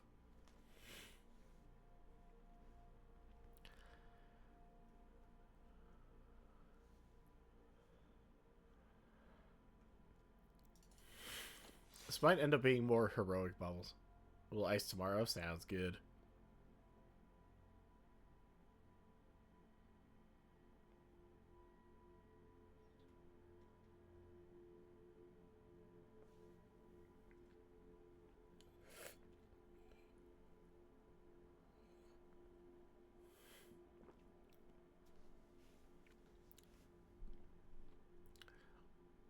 Alright, this really isn't as Bogles as I'd like it to be. As I'm not seeing any of the good Bogle stuff. But I'll make do. I'll get by. It'll be fine.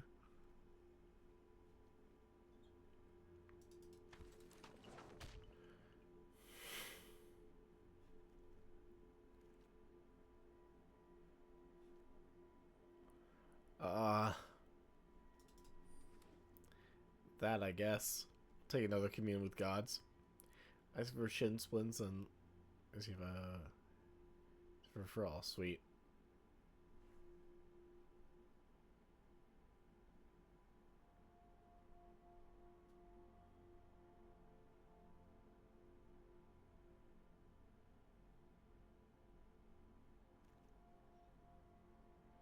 I guess I take consider.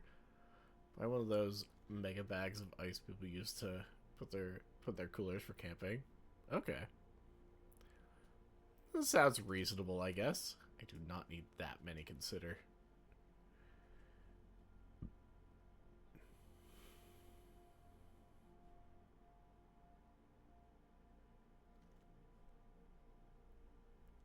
I don't need that many consider.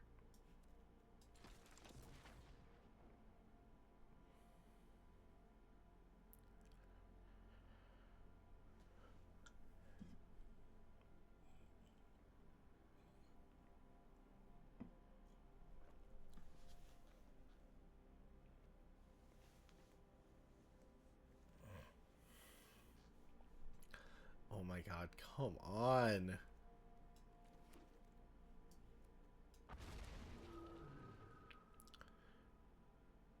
Chromanticore. That's adorable. Not what I want to see.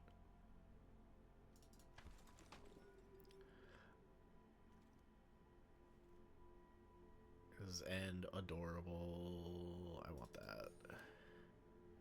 No scribble like a blish. Uh-huh. Yeah.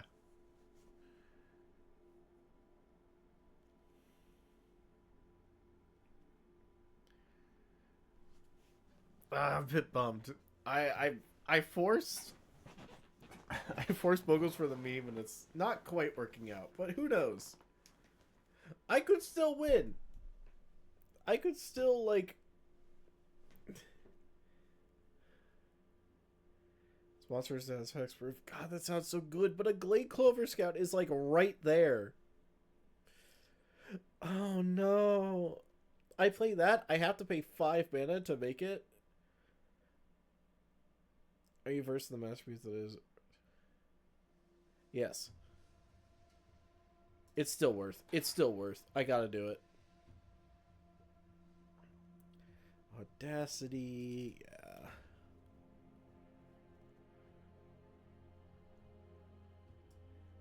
It is.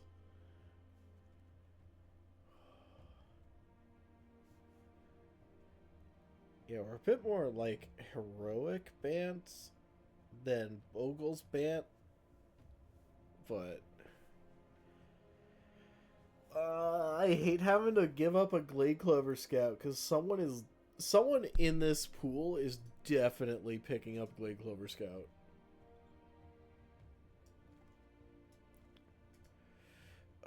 Okay, what are we looking at? I don't really care about that. Yeah, pick up a bestow.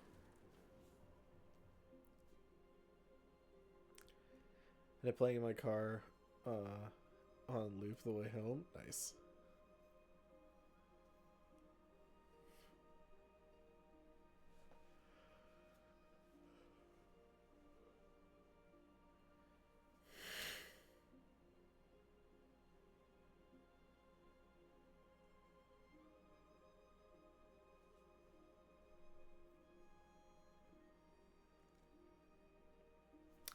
Okay. Heliod's Pilgrim or Dual Land? Yeah, it's Heliod's Pilgrim at all, always, anytime.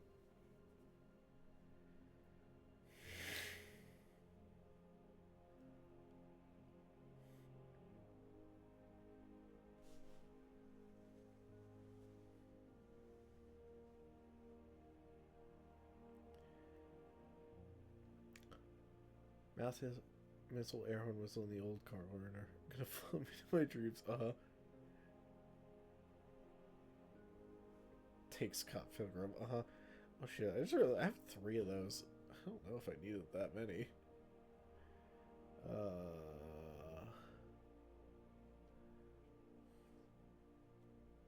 This is kind of nice because it gives me board presence over time. A second treasure cruise. Let's do it. I need cards.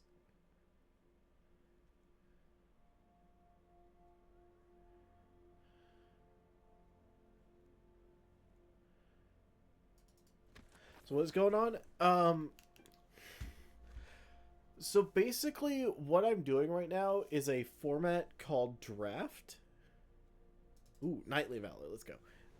This is a format called Draft. You get 3 packs of regular Magic the Gathering cards, which have like 15 packs or so. You open up 3 of those. You take one, pass it to the next person in a pool. Usually you do this in person. This we're doing it digitally. So you take one, and then the person to your side Left or right, we switch. Yo, they gave me. Oh my god, we already have one, but it feels bad giving up a Celestia Charm. I guess we can take that. Don't really care about that. Don't care. Don't care. Okay. All right. Anyway, so basically you pick a card, pass it, um you get past the pile that someone else passed up. You pick a card from that, and you keep repeating that process over the course of 3 packs until you have a pile of cards here. Then you make a deck of 40 cards. You can add as many lands as you want. Those are like free to get. And then you go and play against each other, and it's called draft. It's a really good like introductory way into getting into Magic, because it's like it doesn't cost a lot. You know, a lot of formats in Magic you have to spend like a good amount of money to get a deck together. Draft, it's like like you pay like maybe $15 max, and you get to keep whatever you drafted, and you get to like play some games. It's a real solid like entry level method. Okay, I did not need 3 Heliod's Pilgrim. I think I over prioritized one of those.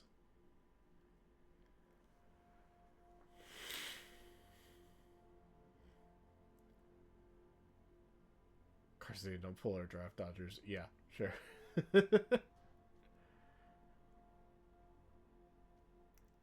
Sort of Solidarity could be really good. I don't really care too much about the Hero of Lena tower. That doesn't seem too important. We only really need 1 Treasure Cruise. That's going to be funny as a top end, so I'm going to take it. Oh, we need to cut down at least one of these. I don't know what we have. I don't know why would they give me 5 islands for that. Cut that out. Blue is a splash. We're splashing blue for color, so it's not that important.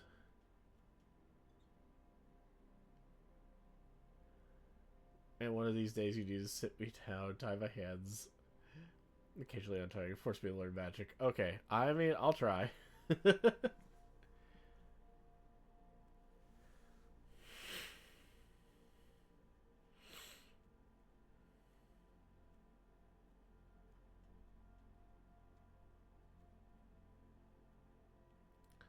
Solidarity seems nice. Jace is just strong on its own, so I kind of just want to hold on to it.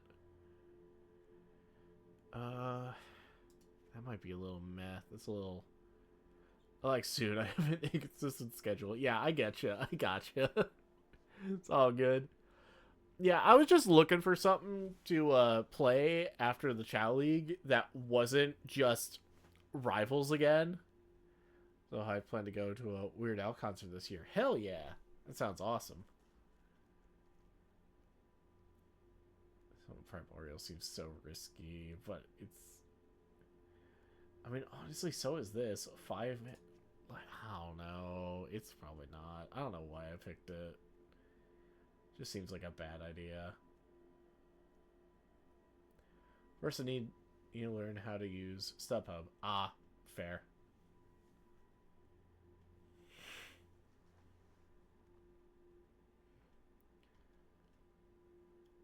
Darn, I really only ended up with like 2 Bogely creatures this time. It's not the worst. We're gonna try this. Alright.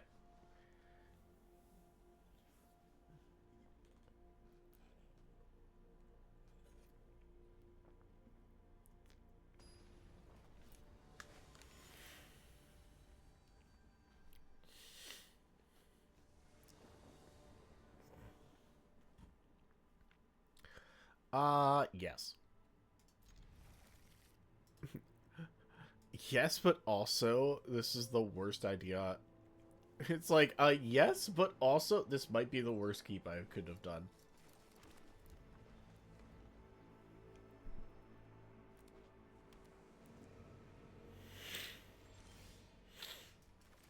Never mind. I lied. It's the best keep. Next we play District Guide, pick up a blue, be chillin'. We could have Heliod's Pilgrims, but I think this will be fine.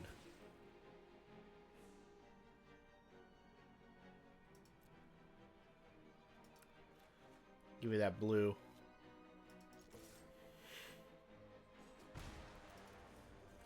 Okay.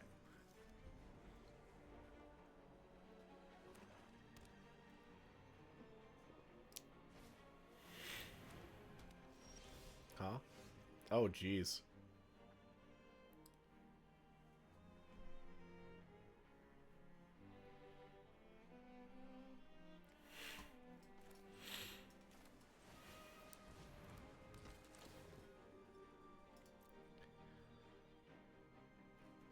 Yo, I just take Aqua's for him here.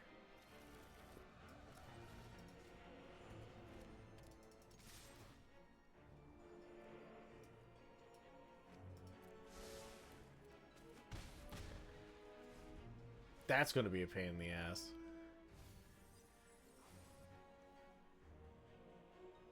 Like, I just need to prioritize, like, taking the shit out of him.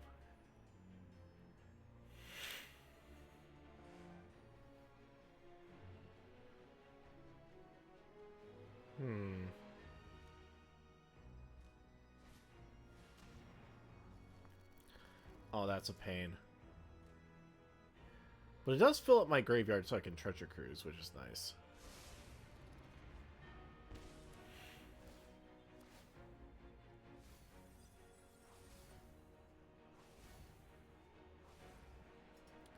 No, my Glade Clover. That wouldn't have mattered. That wouldn't have mattered. Okay. Yeah, not the worst.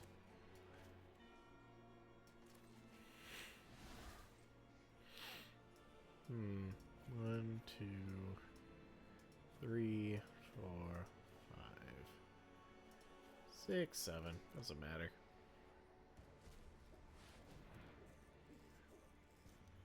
Same draft? No, this is a new one. I unfortunately lost. I unfortunately died. So.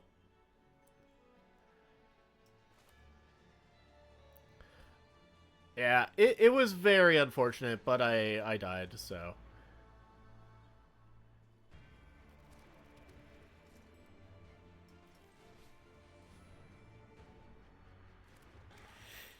So, we ended up going Bant this time.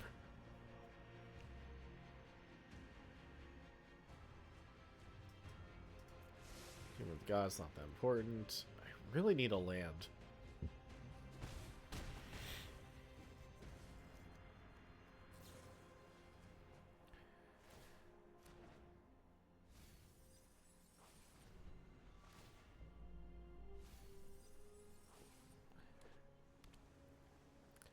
This is a real pain in the ass. Oh my god.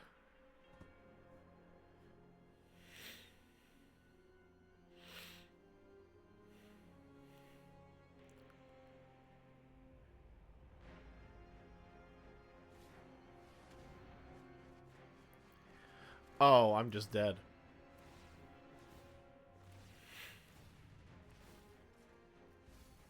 Damn.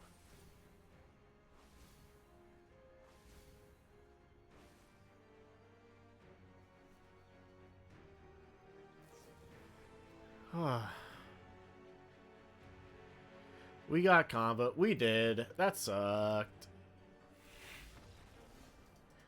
Okay. The second that came out, it was a race against the clock. They just had Dark Deal, which, ugh.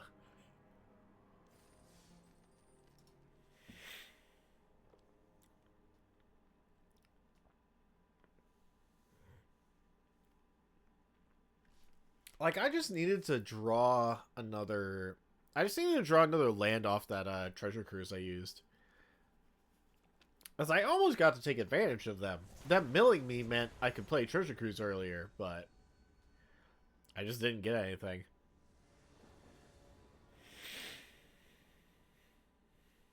Ah, damn it. I can't keep that hand. I can't keep this hand. I can keep this hand.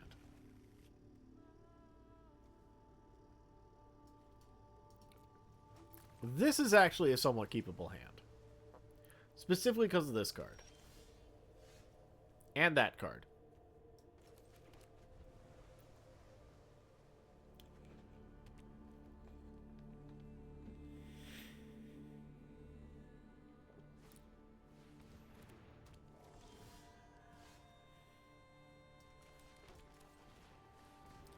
Why am I getting all of my blue sources? Why? Leave me alone.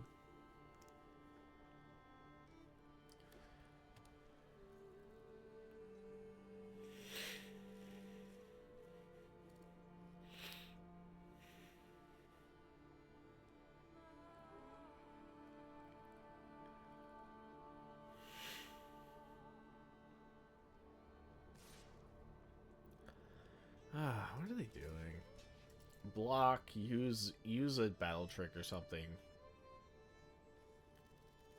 I'm not that worried. Yeah, okay.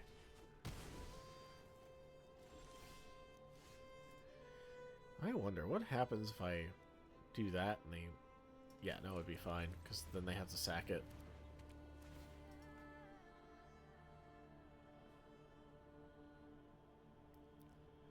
Either way, it gets rid of it, so I don't care. Okay.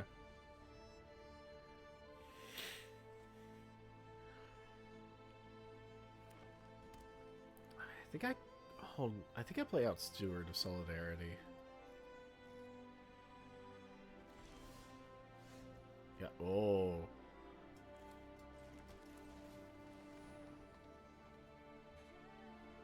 It's 1, 2, 3, 4, 5, 6. If I draw another land, I'm like 2 turns.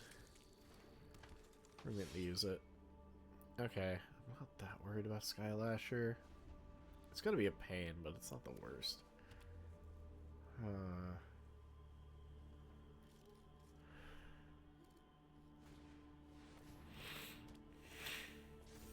Oh, that sucks.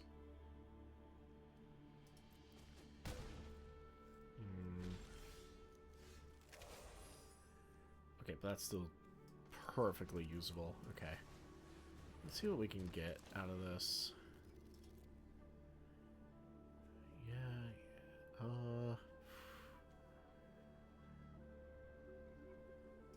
think we pick up the Unflinching Courage. We'll do this. We'll exert that so we have a blocker for free. And then we can play Sylvan Primordial. We'll probably just have to blow up the Knightly Valor.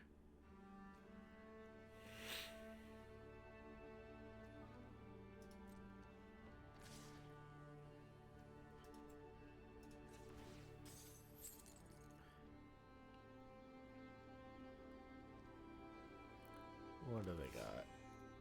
I'll take the 2 because that's not a big deal. More battle tricks? Got Vigilance and Reach, but that's about it.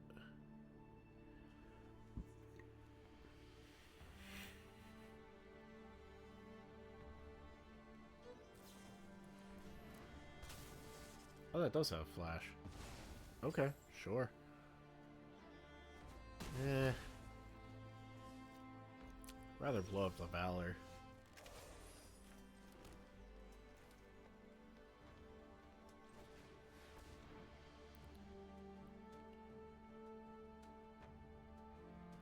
What do they got? What are they doing?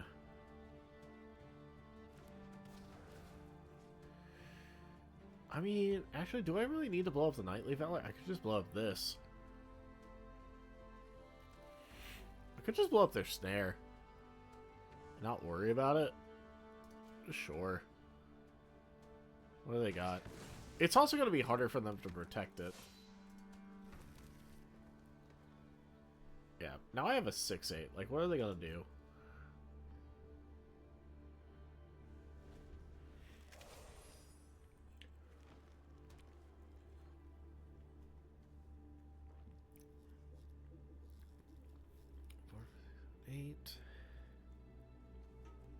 Right. If I had one more white source, I could play both of these next turn.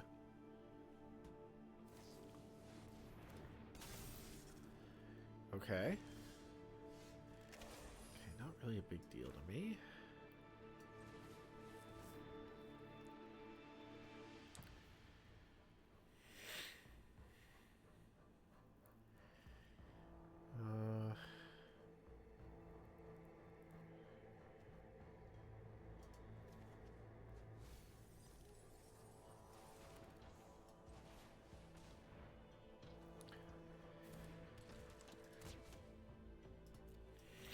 That wasn't really a great commune with the gods.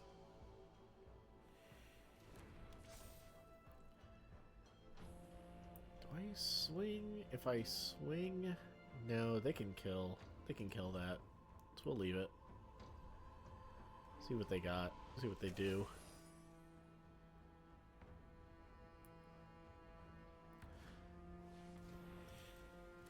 Okay. It's got flying. I have reach, so that's not a big deal. Oh, what if they have... Ooh, I need to be careful of that.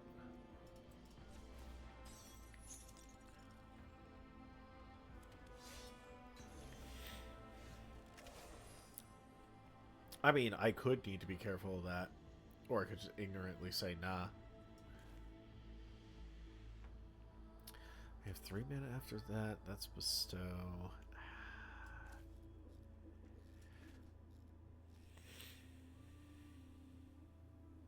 If we do that, I can't kill all their creatures that way.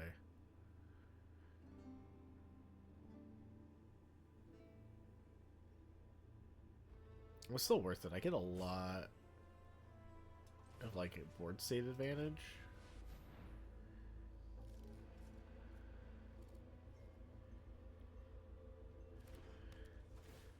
And if what they had cooking was a was the whatever the card, the like destroy a tapped creature, then like whatever.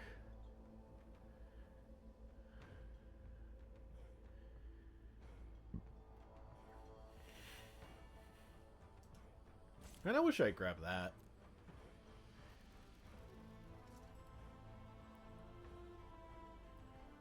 That would have been really nice to just slap onto this thing, give a double strike, just make them have an absolute headache.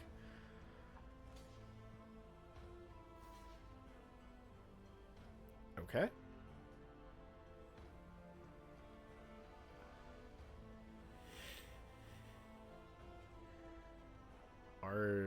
If they have, like, make so-and-so indestructible, Artful Dodge, okay. Okay, then I just kill these.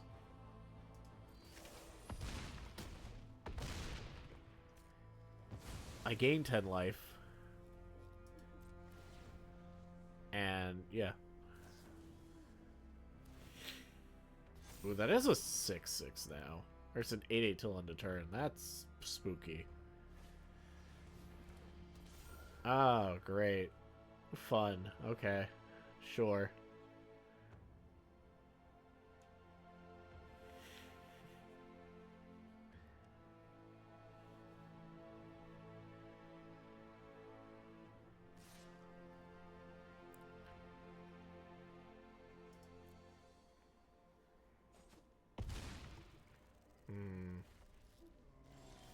Yeah, it's a 6/6 at the moment.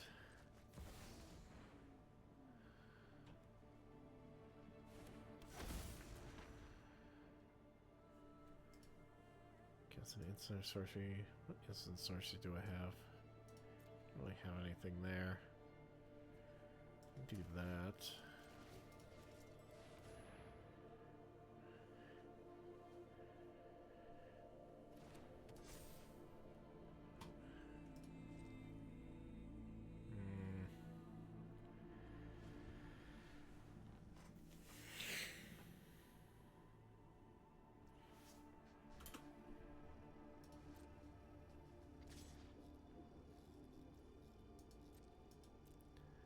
Keep taking the 6.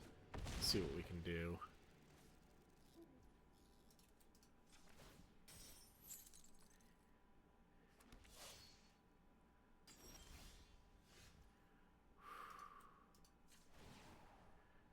Draw a card, discard.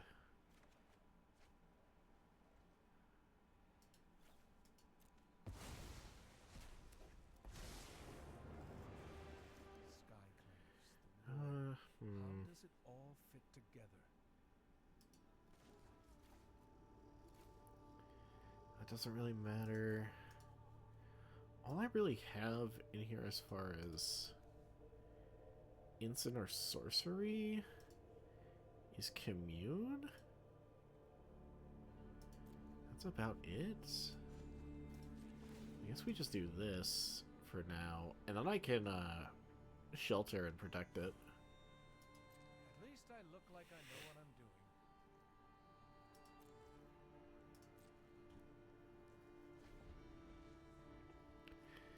I have to wonder what they have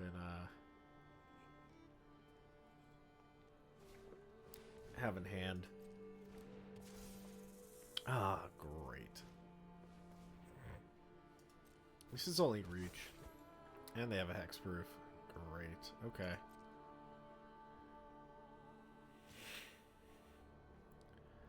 they're swinging at me.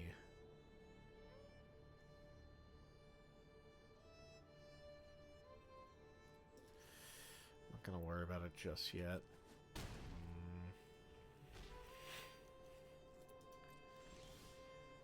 Are you kidding me? Fuck.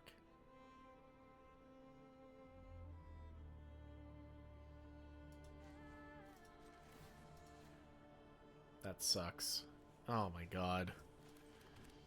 Solving mysteries is my specialty.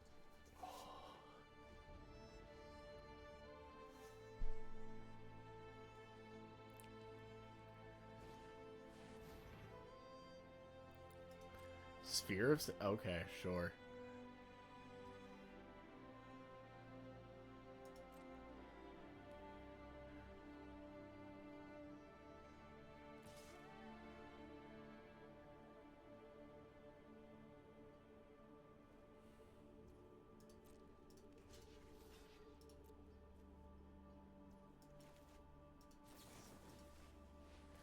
Alright. Gotta do that, protect our shit. It buys us a turn. So, you know.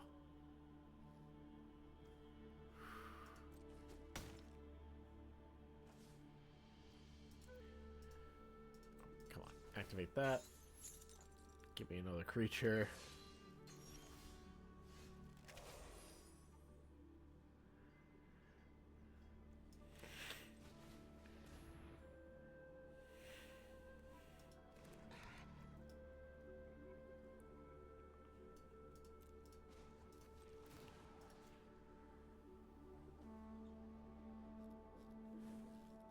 Also, I know I discarded, like, one of my planes that could have let me just activate this one's ability this turn, but, like, at that point it wouldn't have mattered. It really wouldn't have. Oh, okay. Yeah, this is just a rough one. I really just rushed into the second draft with, like, no plan.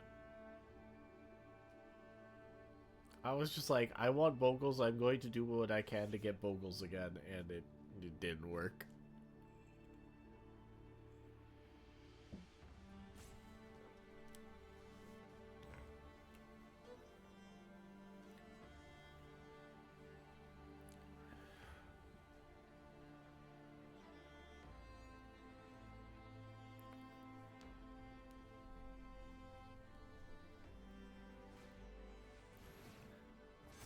A savage. Oh.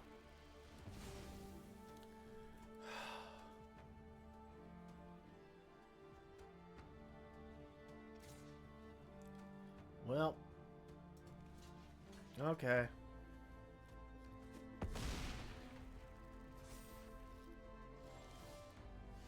Aqueous form does nothing. Ah. Damn it. Honestly, Chase, if that was a May on its effect, it'd be so much nicer, because I was in desperate need of some hand fixing.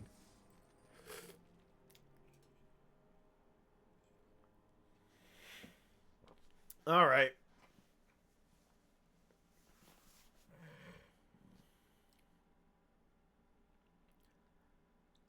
All right. This draft not going nearly as well. The other one we 3-3'd. It was okay. This one not so much.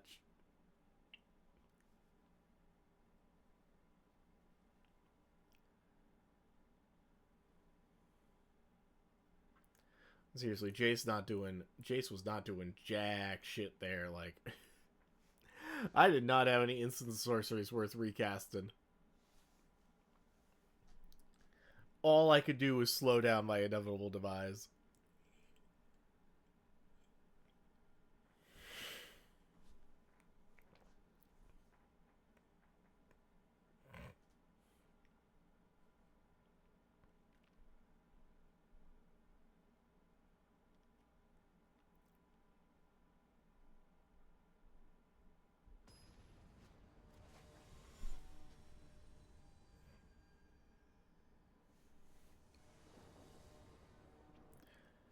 Uh uh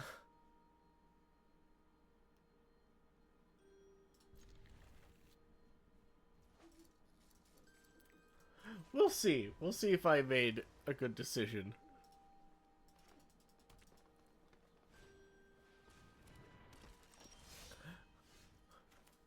I might not have made a good decision. I mean, I definitely don't want them having heroic options with that, so we're just gonna deal with it now. I guess we have Ghostblade Eidolon.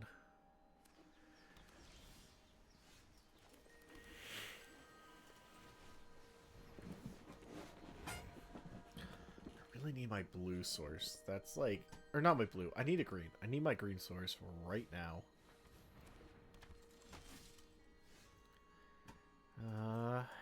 Yeah, we swing.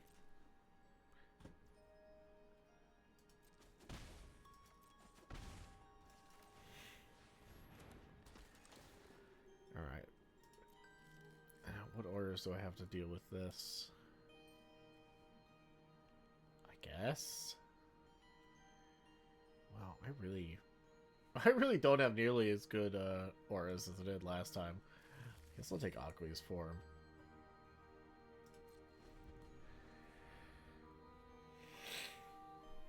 Hmm.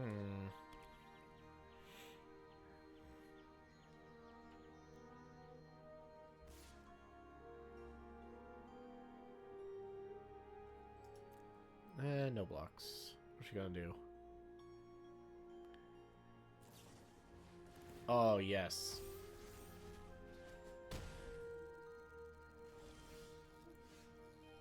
Well, that sucks. That's what I fucking needed to see. Alright. G fucking G's. Alright. Scry. I can't.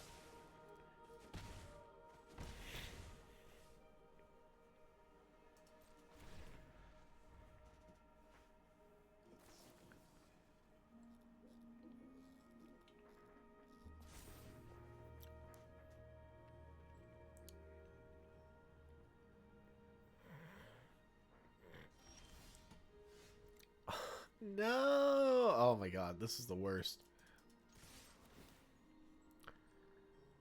Green? This is truly the worst. This is... Oh my god. This sucks. Okay.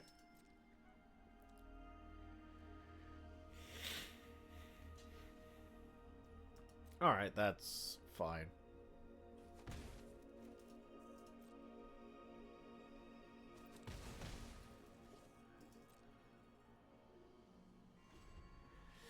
Oh, come on. Give me what I need.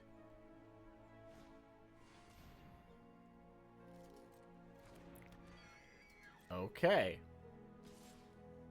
That's kind of rough. Yo, let's go. Yes. Yes.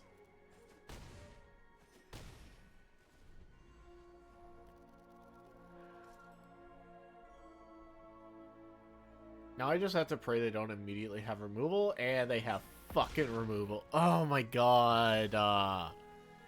Shit.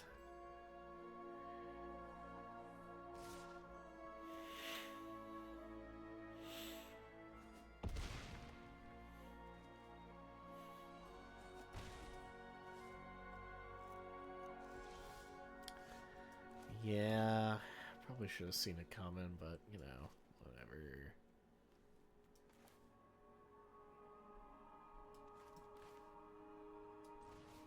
Let's play this.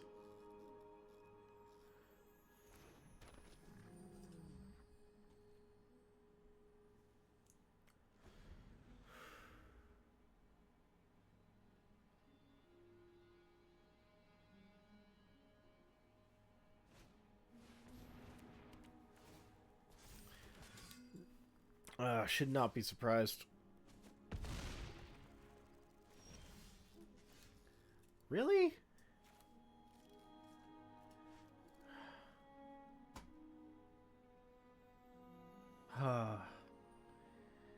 Damn it.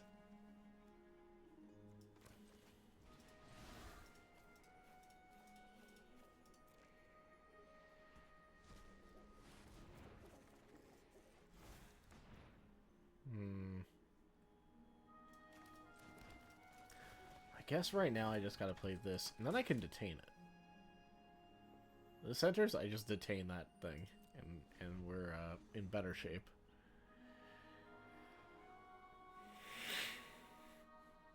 Because we did get a hold of our second planes, which is really nice. Oh, great, they have... Let me guess, they have a battle trick.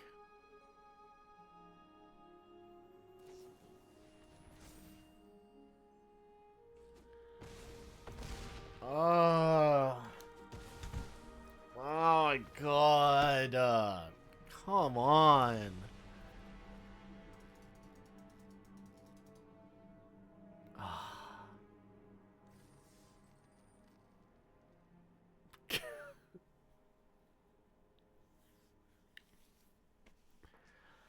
Yeah. Yeah, okay.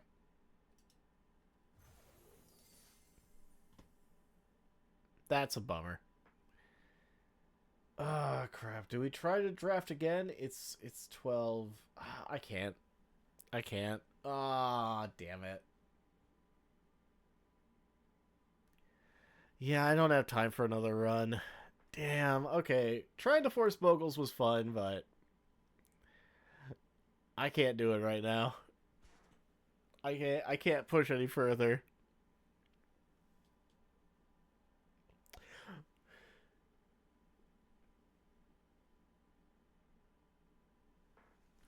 All right, we tried.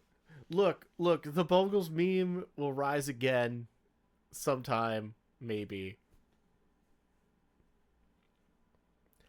But for now,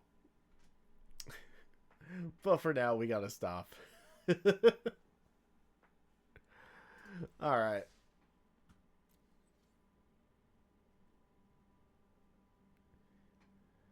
Uh, let's go ahead. Let's go ahead and go to the parking lot. It is almost midnight for me, so I think I'm just gonna chill, and we're gonna find raid targets and all that.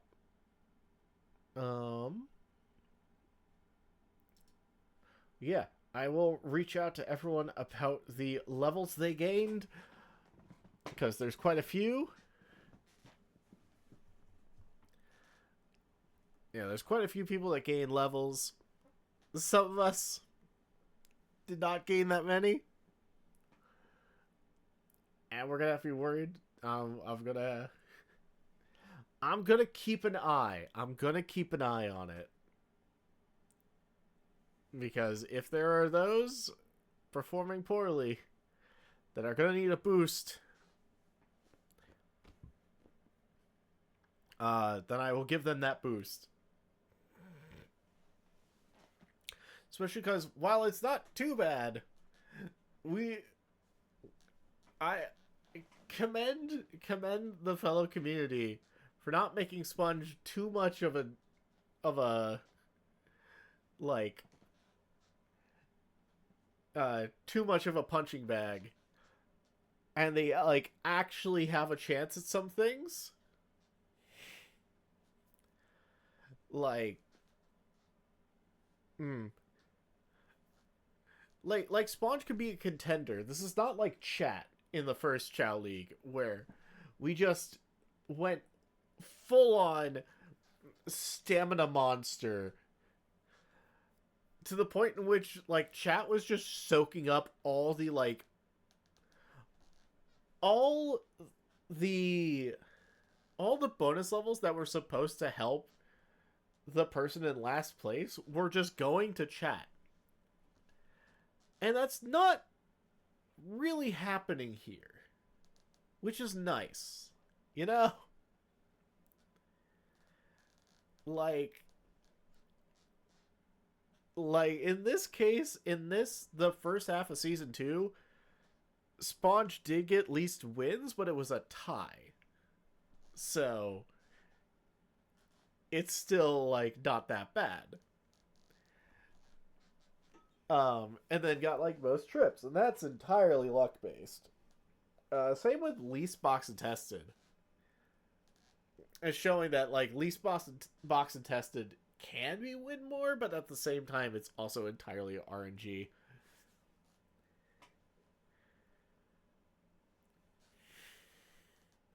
So yeah, and then Win Chun just out here like second place for wins, showing the power of a good fly stat with those 16 dodges. Like, oh my god, that is insane. But yeah, I think. Man, Hamilton had very like middle of the road, like solid showings. But I think I might need to do something bold. Papleton only got one bonus level.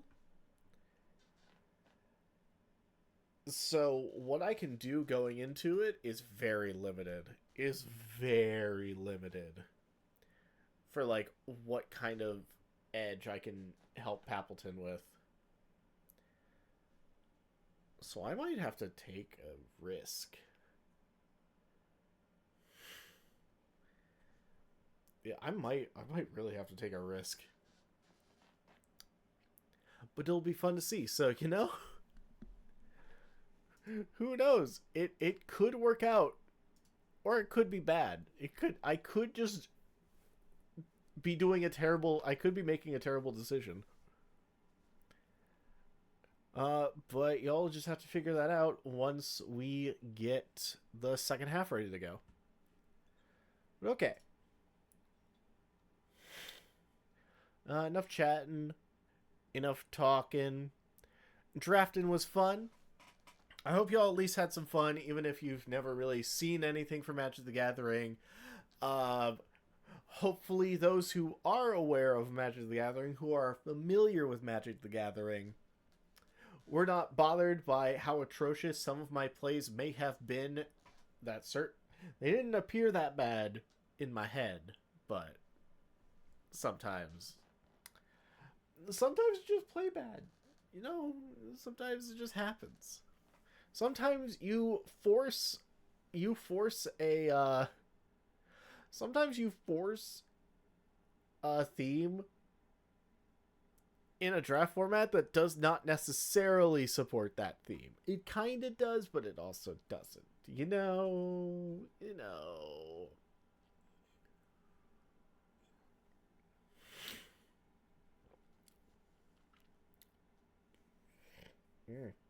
Ugh. All right. Let's go ahead and find a raid target. Da da da da.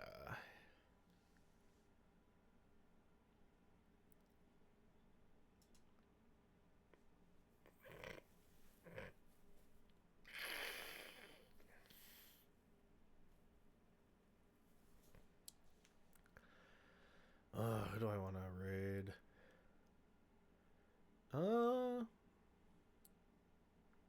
You know what? We're gonna raid Marathon Man. We haven't raided our boy Marathon Man in a while. Marathon Man, great speedrunner. Typically speedruns the Ratchet and Clank games. That's in fact what he's doing right now. He's doing a speedrun of Ratchet and Clank 2. So yeah, it looks like it says he just got back from AGDQ, so that's cool. Yeah, you just haven't raided him in a while, so I'm gonna go do that.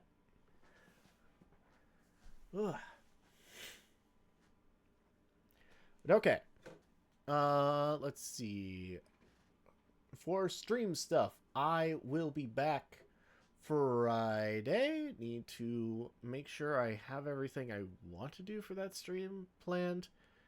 The next like Sonic, like the Sonic Heroes slash replaying the part of Sonic X Shadow Generations that I like lost, that part of the VOD that I lost. Hopefully we can do that Friday. Otherwise, I might have to save it for Sunday. Just depends on when I have the time to do stuff. So yeah, I'll figure out what we want to do Friday. Friday just might be like chilling and playing with people, like playing Left 4 Dead or Lethal Company or something. We'll figure it out.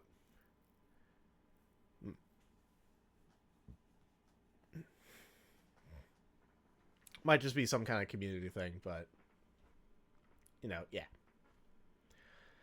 And of course, coming up this weekend, we'll have our special Saturday stream where we do play in Mario Party. Me and some friends get together IRL to do stuff. So I look forward to that. Anyway, we're running low on time.